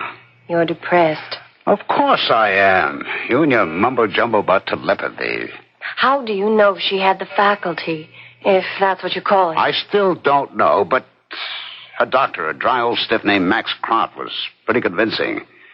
That was about 2 months ago. I was visiting Ellen in the hospital after work, and Dr. Croft was there with her. Ken, how kind of you to come by. Well, of course I'd come by, my dear. Haven't I every night since they brought you in here? Hello, Dr. Croft. Good evening, Mr. Robertshaw. Ellen's made very good progress. No after effects from the concussion, and I'll have the cast off her arm in a month. Oh, that's good news. No complications? Well, only slight psychic trauma, but that'll fade away. I had a premonition about the accident. I knew it was going to happen. When it did, I even knew who ran into my car. Oh, I see. So did the police. They found the two cars smashed up. I mean before that. Isn't that, ESP? No, it's clairvoyance. Not the same thing at all. Well, whatever you say. I don't understand either one or happen to believe in them. What about my 2-year-old grandson? I told you about that, Max. Was I correct? Well, it would seem so, Ellen. I know that you were worried about the little boy. More than worried. Frightened. I knew he had more than a common cold. He had a dangerous virus. Well, how in heaven's name could you know that, Ellen? I don't know. But ever since being hospitalized, I seem to have acquired whatever you want to call it. Telepathy is the name of the faculty. You believe in that stuff, Dr. Croft? Oh, without question. And you know what happened, Ken. Mm-hmm. Your son challenged the doctor, and sure enough, the little boy did have a dangerous virus. And you claim that you put that thought in your son's head, huh? I think so. Huh. That's fantasy. The doctor spotted the virus. Not at first. The sickness was diagnosed as a common cold. Well, have it your own way. I'm glad you're feeling good, dear. It's lonely home without you. Well, I'll say good night. Give my regards to Kay. Yes, I'll do that. Good night, Doctor. I'll be leaving too, Ellen. Have a good rest. I'll be by in the morning. Thank you. And Ken, ask Kay to stop by some afternoon. I'd like to see her. You got a moment, Dr. Croft? Well, of course. Has Ellen's mind been affected? Well, no, indeed. But that junk about ESP, clairvoyance, that doesn't sound rational to me. Were you kidding her, or do you believe in such things? Second sight, that kind of thing? Well, you've asked me a very involved question. Those terms are not interchangeable. We assign all manifestations of supernormal knowledge derived from another person's mind to telepathy. Your wife appears to have had such a manifestation from her son Bruce. He was concerned about his little boy. His mother, your wife, shared that concern and telephoned him. Then he harried the pediatrician. You can derive knowledge from another person's mind? Well, some persons can. I myself, for example, cannot. The evidence for supernormal cognition is very extensive, and it's impressive. Ellen seems always to have had the faculty, however slight. The accident seems to have increased her power.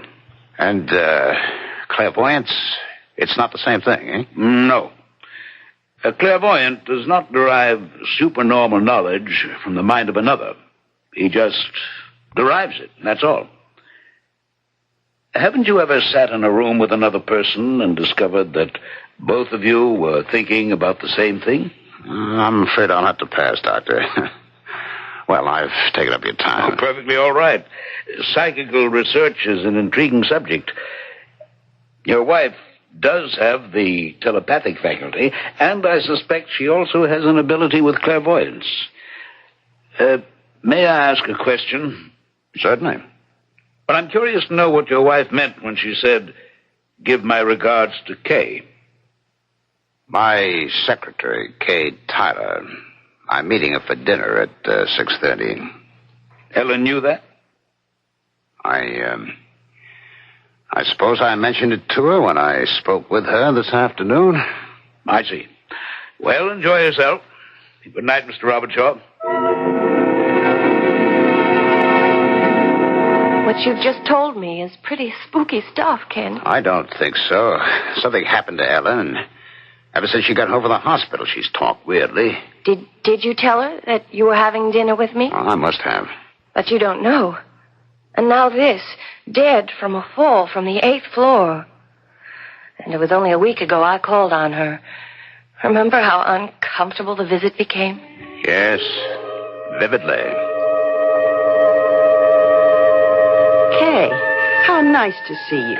Ken told me how quickly you were recovering, but I had to see for myself. Dr. Croft says I'm almost completely well. Oh, see, the cast is off her arm. Will you have some tea and toast or something stronger? Oh, no, thank you. I just stopped by to pay my respects. I have a date, so I have to go home and change, but thank you. A date? I'm glad to hear that. You're such a lovely-looking young woman and so bright. I'm surprised some man hasn't insisted that you marry him. I enjoy my freedom and my independence. Those are precious rights. But they don't have to be given up in marriage, and marriage does offer many benefits. Darling, I wish you wouldn't urge Kay to get married. She's my secretary. I don't know what I'd do if she left me. I know that, Ken, but you're being selfish. Please stop by whenever you're in the neighborhood. Ken often talks about you. If I didn't know him, I think I might be jealous. I'd better be running along, Mrs. Robertshaw. Take care of yourself. See her to the door, darling. Yes, of course. It was good of you to stop by, Kay. Never again, Ken. She's got claws. Good night, Ken. That was, nice of her, wasn't it, Ellen? Very. I hope you won't mislead her, Ken. Pardon me? Mislead her. At the moment, she's infatuated with her boss, you. Oh? I'm not aware of it. Oh, Ken, how transparent you are. She loves you, and you're in love with her. It's the oldest story in the world. You're going through the middle-aged death dance. If you give yourself half a chance, you'll recover. What is this, more telepathy? Oh, I don't need telepathy to know what's going on. Heavens, it's as plain as the blush on your cheek. Just don't hurt her, Ken. She really is a fine young woman. I wouldn't think of hurting her. You might. In fact, I think that you will. Is that intuition or more of that telepathic twaddle? A little of both. My instinct tells me that you might break her heart. My telepathic faculty warns me that you will. And what else do you foresee? You know, Ken. And I'm very sorry for the three of us.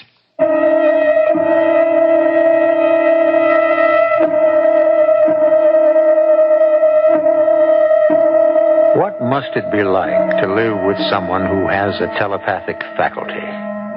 From what I've read, this supernormal knowledge can be aroused by a very strong emotion. And from what we've heard so far, Ellen, outwardly composed, must be seething with jealousy because it's evident that her husband loves Kay. Jealousy is a very strong emotion. What it leads to, we will discover when I return shortly with Act 2.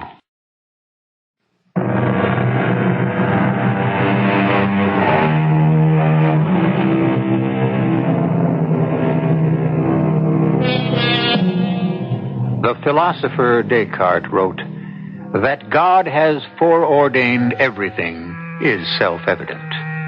That means that the course of one's life is like a road from birth to eternity, Sometimes we wish that we could see what's in store for us around the next curve, but we can't. Some of us claim to be able to do so, and there is evidence that events have been foreseen. But clairvoyance is by no means accepted as fact. Telepathy is. Before her fall to death, Ellen Robertshaw had been hospitalized after an automobile accident, and her son, Bruce, came to visit her. You look good, Mother. Very good. Don't you agree, Dr. Croft? I do. I'll have her home in a few days. You're very good, Bruce. No, I mean it.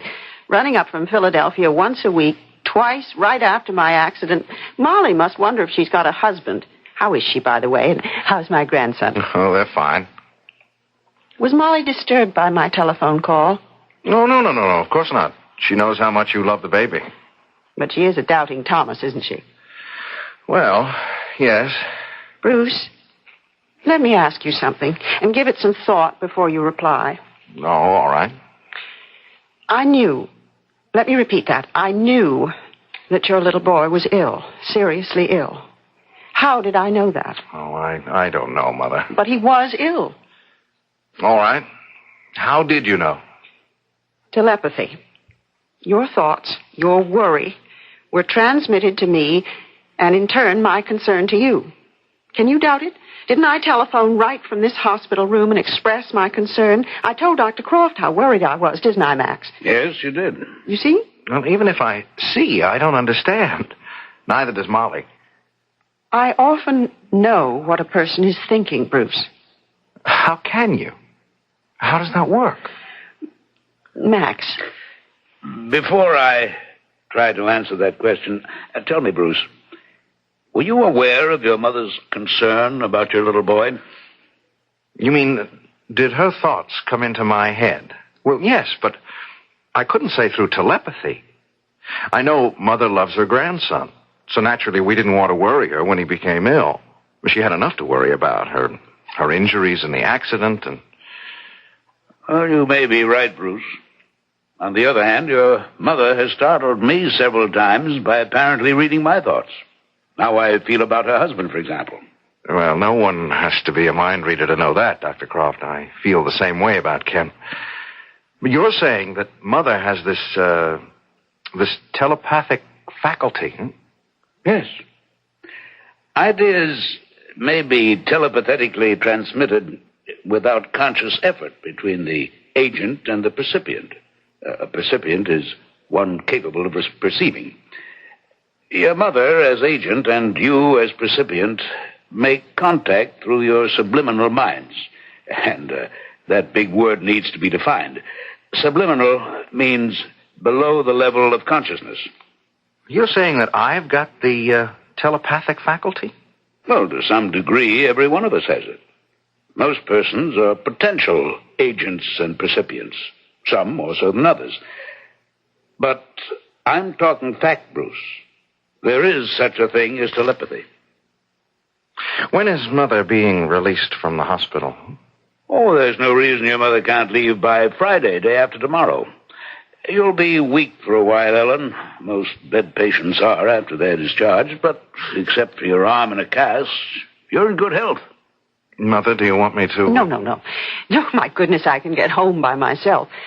I mean, Ken will pick me up. Will you see him before you return to Philadelphia? I don't think so, Mother. I don't want to be rude, but, well, it's what he's doing to you that makes me angry. You know, of course. Of course. Yeah. Well, it doesn't take a mind reader to know he's got big stars in his eyes for that secretary of his. At least you know. Why don't you get rid of him, Mother? I may. Why hesitate? Tell him goodbye. And then come visit us. Take a trip. Life begins at... 49, perhaps. Well, if you'll excuse me, for what it's worth, Ellen, I concur with Bruce. Your husband's a calculating man. Let him have his Kay, Tyler. I'll see. Bruce, my love to Molly and the little boy. Tell her not to be too upset. Upset? Oh, you mean about the facts about telepathy, right? Well, I'll try. On some subjects, however, Molly's mind is closed. That's not what I was referring to. No? You'll find out when you return to Philadelphia. What are you talking about, Mother? I can't say. Or maybe I'd rather not. I could be wrong. A decision can be changed. Maybe it will be. I hope so. But I have my doubts.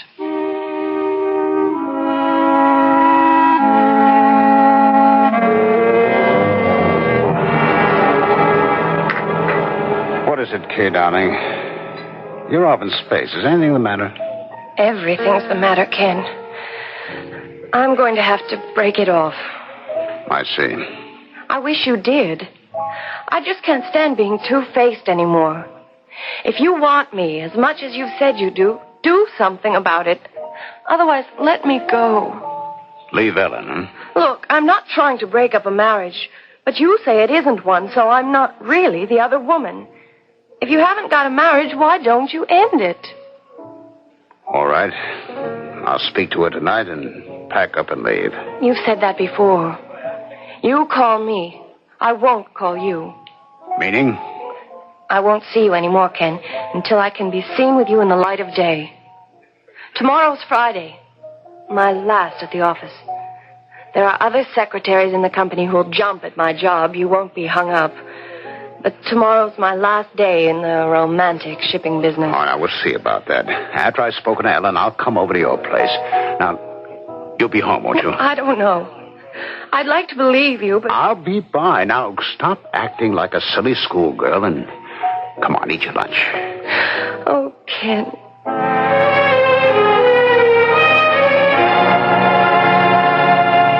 Hello? Is that you, Dr. Croft? Yes, Bruce. I'm telephoning from Philadelphia. Is my mother all right? Why, yes, she's been home over a week now. I'd say she's completely recovered. Oh, you're no longer calling on her? Why, no. What I've is had it, the Bruce? feeling all day long that something's wrong. I see. It may seem foolish, but... Not at all. It's, let me see, 2 o'clock. I'll pay her a visit within the hour and report back to you. Oh, I'd appreciate that, Dr. Croft. Not at all. I've tried to reach Mother by telephone, and there's no answer. That's odd. What about the maid? I don't know. Earlier in the day, Mother spoke to my wife and told Molly, "Don't be upset." Strange. Yes, I thought so. I have no idea what she meant by it. Don't be upset. That's all she said. She wouldn't explain it to Molly. Of course, I am upset. Well, I understand. Let me stop by and pay her a visit, Bruce. I'll telephone you from her place. Ellen, you're white as chalk. Take my arm, my dear. I heard your voice, and I managed to struggle to the door. I'm all right now. Now, you sit down. Here, let me take your pulse. I don't know what came over me.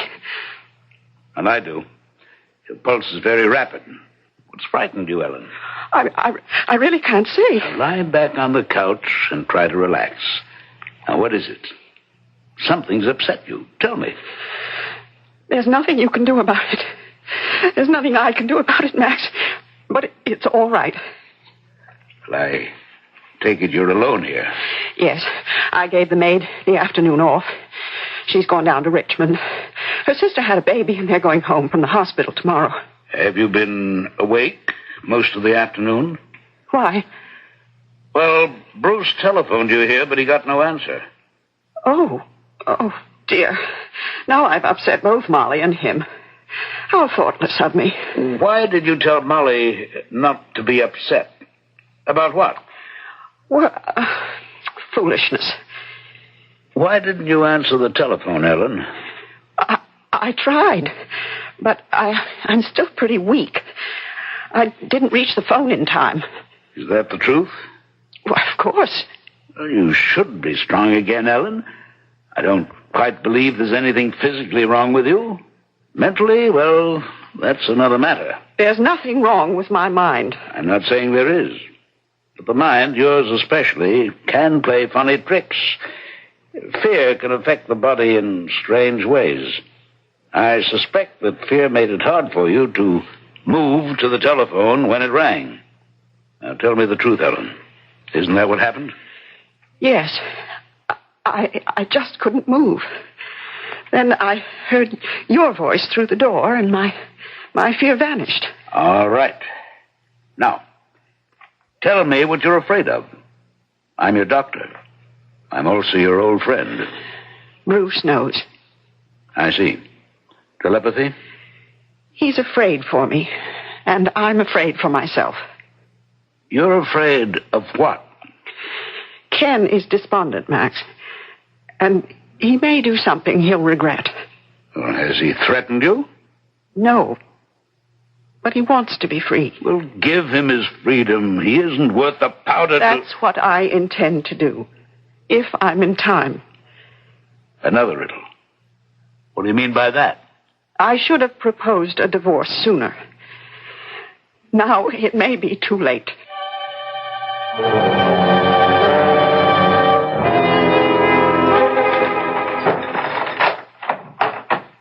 Ellen? Yes, Ken. I'm on the terrace. Busy day? Oh, just the usual. Where's the maid? Richmond. She'll be gone for the weekend. Her sister's had a baby. How are you feeling? Better. At least I was when Dr. Croft left me. Oh, why was he here? Bruce asked him to stop in and see me. Oh? Bruce was worried about me. Why should Bruce be worried about you? What have you got to be worried about? You know, Ken. I do? Well, then you know more than I do. Oh, I get it. Mind reading. All right. Tell me what I know. You won't give up Kay Tyler, but she's given you up. You don't have to be telepathic to know that. What are you going to do about it? I'm prepared to divorce you. But I don't like what you're thinking, Ken. You're a blunt, shallow man. But I never thought you were evil. And it wouldn't do you any good. Or is your mind made up?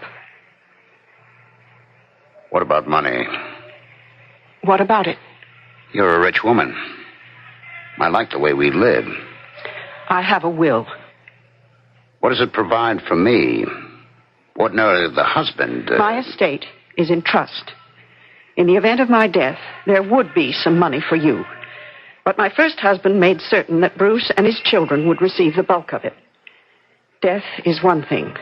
Divorce is another. So you'll give me my freedom and nothing else, huh? Wouldn't anything else be in bad taste? Well, maybe we should just keep on as we are. It wouldn't be any more unpleasant than it has been for years, Ken, but aren't you overlooking the other woman? She doesn't like that label, does she? She doesn't think of herself that way. Oh? It's been going on for 2 years. It won't go on much longer. Kay Tyler is attractive and intelligent, but she's a fool. You've used her. I love her. Then marry her. I'll start divorce proceedings tomorrow. Ken? You do that, Ellen. Oh, all right. And then I want to see my grandson once more. And Ken!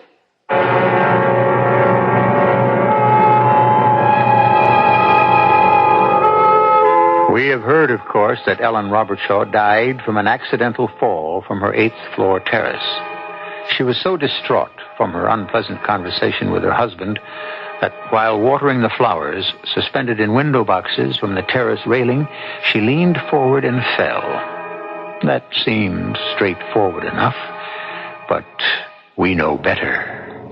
At least we might suspect that her fall was not accidental. I shall return in a few minutes with Act 3.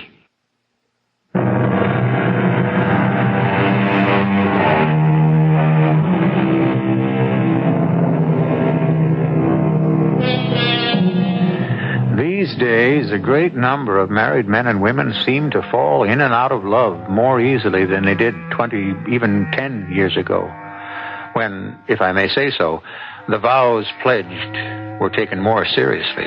Because they were, quarrels were resolved and marriages held together.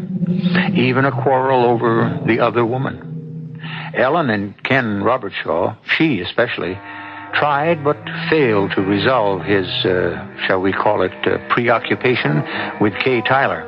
Ellen offered him a divorce, but a dreadful accident intervened. John, what's happened? Oh, Mr. Robert Shaw is awful, just awful. What happened? Mrs. Robert Shaw. A policeman phoned for ambulance, but then he kept the crowd away. It's your wife. My wife? She fall. I can't describe it, Mr. Robert Shaw. I still feel sick. There was this awful sound, and I'm terrible sorry. My wife fell from the 8th floor? The son, he got here just when it happened. He's in the lobby. Oh, I'd better see him. You do that. I'm sorry, Mr. Robershaw. Rose? No. I arrived too late, just when it happened. I'm sorry for both of us. I hope you believe that, Bruce. I don't. Where you come from? From work. John, the doorman, told me what happened. What did happen? Well, you know as well as I do. Ellen fell to her death. Can you prove you just got here? What? Hey, wait a minute. What are you implying? You better have a perfect alibi, Ken. And I mean perfect. Spell that out. My mother didn't fall from the terrace. Is that clear enough? If you know that for a fact... I don't know it for a fact, but I know it. How? Tell me how. I'd really like to know. I've known since lunchtime that my mother was in danger. I don't like what you're saying, Bruce. You're a lawyer, so, be careful. You won't get away with it. You've lost me. Get away with what? Your mother fell to her death. She was so weak, she was probably watering the flowers and leaned too far over. Vertigo, and over she went. Dr. Croft saw her this afternoon. She could hardly walk to the door to let him in. That proves my point. But why I have to prove anything to you, I don't know. I think you threw her over the terrace railing. I'll remember that, Bruce. For an adult and a lawyer, you're a fool. Your mother died an accidental death. That'll be the verdict. Try to change it to... Well, to what? Murder? Because that's what you want to believe, isn't it? Oh, you're absurd. I arrived here even after you did, and you're implying that I murdered your mother? You'll excuse me. I have to get to the hospital. I don't expect to ever see you again.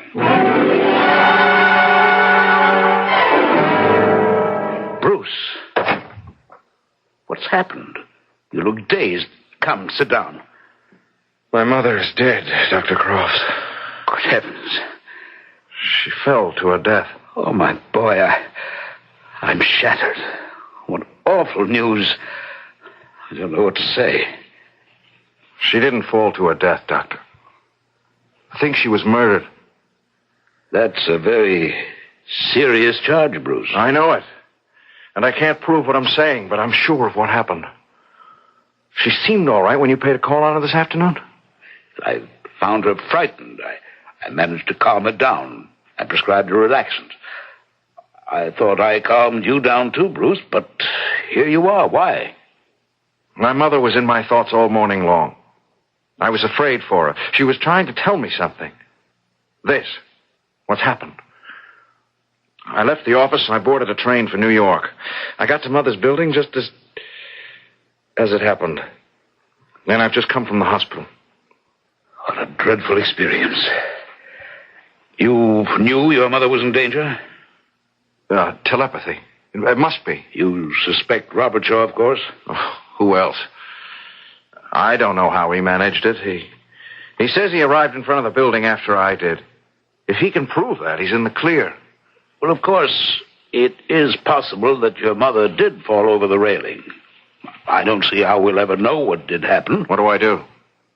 I don't know. You believe me, don't you, Doctor? Well, certainly. But my opinion doesn't count. I'm I'm trying to remember what your mother and I said to each other when I called on her. And let me see. As I recall, she asked you to tell Molly that you were not to be upset. Yeah, that's right. Well, what could she have meant by that? Darned if I know. She was afraid for herself. That much I do know. Oh, and she added that Robert Shaw was despondent and might do something he'd regret. I urged her to give Robert Shaw a divorce, and she said she wouldn't. Well, then why would he kill her? I mean, that's what he wanted, wasn't it? Well, that doesn't advance us, does it? You said you prescribed a relaxant for her? Yes, she was unnerved. And she didn't answer my telephone call because she had trouble getting to the phone. Is that right, Doc? Well, that's what she told me. Yeah, and it took her a long time to admit you to her flat. Oh, when she knew I was the caller, she lost some of her fear and was able to open the door, yes. It took a while, and she wasn't too steady on her feet. And when you left her? Well, she walked me to the door. So, first she wasn't able to walk very well, and then she was, huh? Well, fright can do that to a person, Bruce. It can immobilize you. Oh, by all that's holy, I've got it. I have indeed. You're right. It was murder. Hey, what's come over you? Where's Robert Shaw now, do you know? I have no idea. He left the hospital before I did. I've got a guess, though. I'll bet he went to visit Kay Tyler to tell her the news. Yeah, good boy. Look up her address. We're going to pay her a visit. Who are you calling? The police. I want them present to make the arrest. Ken, I think you'd better go now. This isn't nice. I guess not. I told you at lunch I'd stop by after talking with Ellen. But you never got the chance. No. Fate intervened. Ellen knew I was going to divorce her. Or the other way around. That's what she said. Oh? You did talk to her? A few days ago. Yeah, we talked it over. Why didn't you tell me at lunch?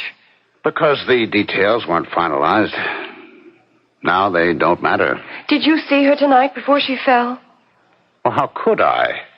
I'd just gotten home and there was the ambulance taking her away. Now who? Were you expecting anybody? No. I hardly know anyone. Yes? Are you Kay Tyler? Yes?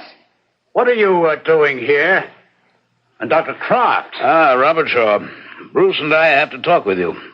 Miss Tyler, I'm Dr. Croft, and this is Mrs. Robert Shaw's son, Bruce Ellis.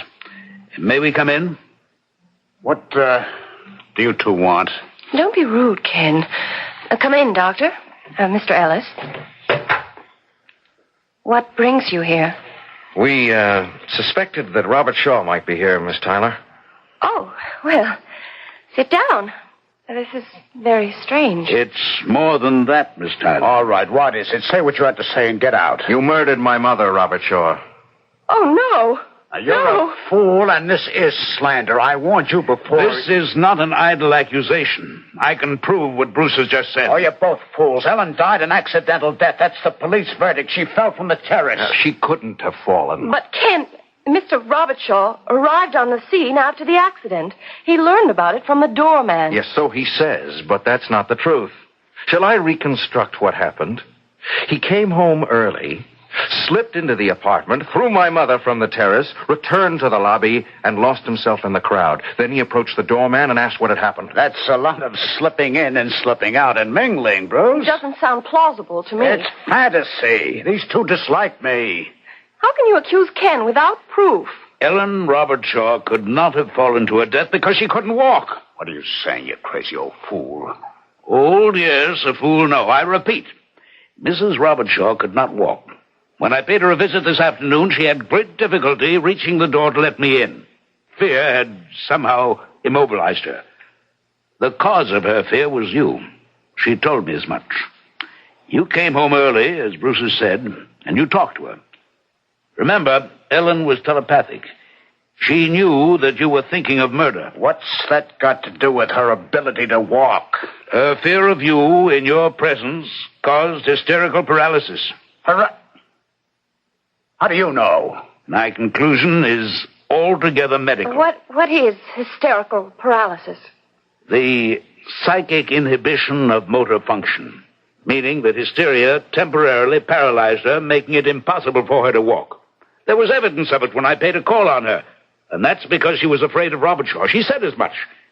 In his presence, her fears would mount.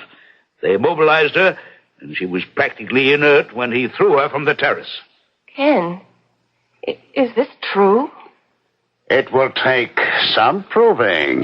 The proof is that my mother could not have fallen accidentally. She couldn't move. Explain that away if you can. The police will question the doorman and everyone else who was in here or near the apartment when you came home from work. Earlier than you would have us believe. If she didn't fall accidentally, maybe she... No, not my mother. She didn't take her life. Why would she? Mother told Dr. Croft she was divorcing you. You murdered her, Robert Shaw, and Dr. Croft can prove it. The police. You're a vile man, Robert Shaw. I hope you spend the rest of your life behind bars.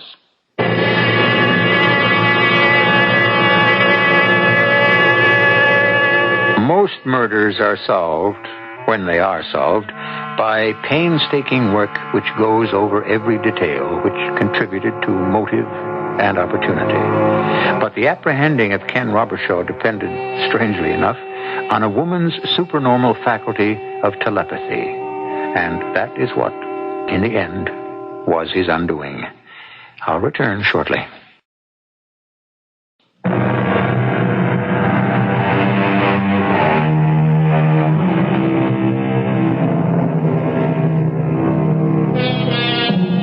Greedy folks have long arms. That's an old Scottish proverb, and it's appropriate. Robert Shaw was a hypocritical opportunist. He never loved his wife. He may have loved Kay Tyler, but I'm pleased that she escaped from him. Why didn't he take the divorce and let the money go? Not Robert Shaw. When greed and love, or call it by its proper name, infatuation, combine in one person, he's a threat to normal persons. Our cast included Francis Sternhagen, Tony Roberts, Ralph Bell, Guy Sorrell, and Catherine Butterfield. The entire production was under the direction of Hyman Brown. This is E.G. Marshall inviting you to return to our Mystery Theater for another adventure in the macabre. Until next time, pleasant dreams.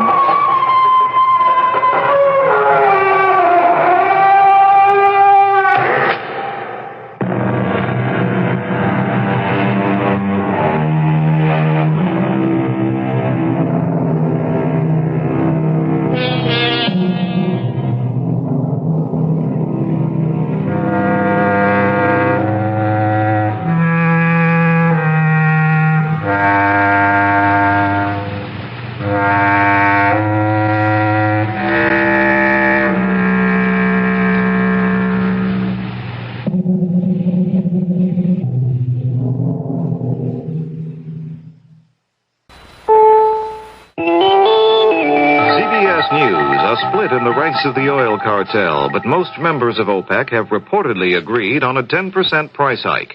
This is Doug Poling reporting on the CBS radio network. At the OPEC meeting in Qatar, Venezuela's oil minister told reporters that 11 of the 13 members will impose a 10% hike in world oil prices. The other two members, Saudi Arabia and the United Arab Emirates, will raise prices by only 5%. Those two countries went into the meeting favoring no price increase. The new prices will be in effect for 6 months, and sources in Qatar say the 11 countries might then try to raise prices by another 5%.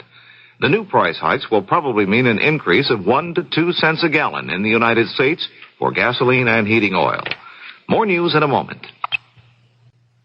Federal health officials on Thursday suspended the nationwide swine flu vaccination program, reporting that 51 people who received the vaccine had contracted an unusual paralysis known as Guillain-Barré syndrome. 4 people died from that disorder. 31 others who had not been vaccinated were also reported having the ailment. The vaccination status of 12 other people with the disorder was not known. Dr. William Fagay, an epidemiologist at the Center for Disease Control, was asked about the likelihood of resuming the vaccination program. If we find any transmission of flu virus, I would say the odds are 100% that we will resume the program. because if there's disease, we have to resume the program. If there's no disease, then I think the question will come down to, is there a risk from the vaccine, and how big is the risk? At the moment, I would think that risk is very, very small. Canadian health officials Thursday night also recommended that provincial officials stop giving swine flu shots except to those over 65 and the chronically ill. Patricia Hearst says that the 6 Symbionese Liberation Army figures killed in a Los Angeles gun battle got what they deserved. In an interview with CBS News reporter Harold Dow, Ms. Hearst said she does not feel sorry for them. She was asked why she did not try to escape from the SLA. I felt that I didn't have anywhere to go. Escape to what? I was in a place at that time where nothing was happening to me. I was just alive there, and I guess that's all I got wrapped up in, was trying to stay alive. And Ms. Hearst said that at one point she was sure the SLA was going to kill her. 6 black congressmen met with President-elect Carter on Thursday to discuss the appointment of minorities to his administration. They listed 75 positions, including at least 1 cabinet post they want filled with either minority group members or persons sensitive to the needs of minorities. A panel of business leaders Thursday night appealed to President-elect Carter and the new Congress to approve a package of new tax cuts to stimulate the economy. The Committee for Economic Development indicated they favored $23 billion worth of increased personal income tax exemptions, higher business tax credits, and other tax reductions. A good sign for the economy. The Commerce Department reports the personal income of Americans in November was up by the biggest margin in 14 months. KIRO, Seattle, the News Authority. 11 p.m. CBS News. Swine flu shots suspended temporarily because of paralysis scare. I'm Rita Sands reporting on the CBS Radio Network. Assistant Secretary for Health in the Department of HEW, Dr. Theodore Cooper, says the government suspension of the swine flu immunization program could be termed premature or alarmist, but that he believes it to be the most prudent course to take at this time. The flu shots have been halted for at least 2 weeks because of concern over a possible connection to a disease which causes temporary paralysis. The National Christmas Tree is lit. President Ford turned the appropriate switch Thursday night, and 2,500 bulbs began to glow. The President expressed a wish for a world with peace and brotherhood. Inside the White House, there was another kind of glow, an electrical fire in the basement near the executive bowling alley. Washington's Deputy Fire Chief, Harry Gates, says it was put out quickly. What we had was a battery charger, which is located in a transformer vault room in the White House, and apparently a short or something caused it to ignite, and the decomposition of the materials inside, the polyvinyl chloride wiring, etc., caused hydrochloric acid fumes to be created throughout the basement area of the White House. One member of the Executive Protection Service was hospitalized for smoke inhalation. Commerce Secretary Elliot Richardson estimates the new price increases wanted by the OPEC countries will mean at least $2 billion out of the pocket of American consumers next year, with much of the price boost showing up in gasoline and heating fuel. Richardson estimates an increase of 1 to 2 cents a gallon, but pinning down the exact cost is difficult because it was a split decision by OPEC. 11 member nations are demanding a 10% oil price hike, with Saudi Arabia and the United Arab Emirates opting for only 5%. Reflecting back on the time she spent underground with the Symbionese Liberation Army, Patricia Hearst says she felt she had nowhere to go, that even her family didn't want her back. But in an exclusive interview with CBS News, Hearst said her thinking was twisted, that she loves her family and describes them as fantastic. In her first interview since her release on bail, Hearst said of her SLA kidnappers, they got exactly what they deserved when they were killed in a shootout with Los Angeles police. I'm Rita Sands, CBS News. Current news time, 11:06.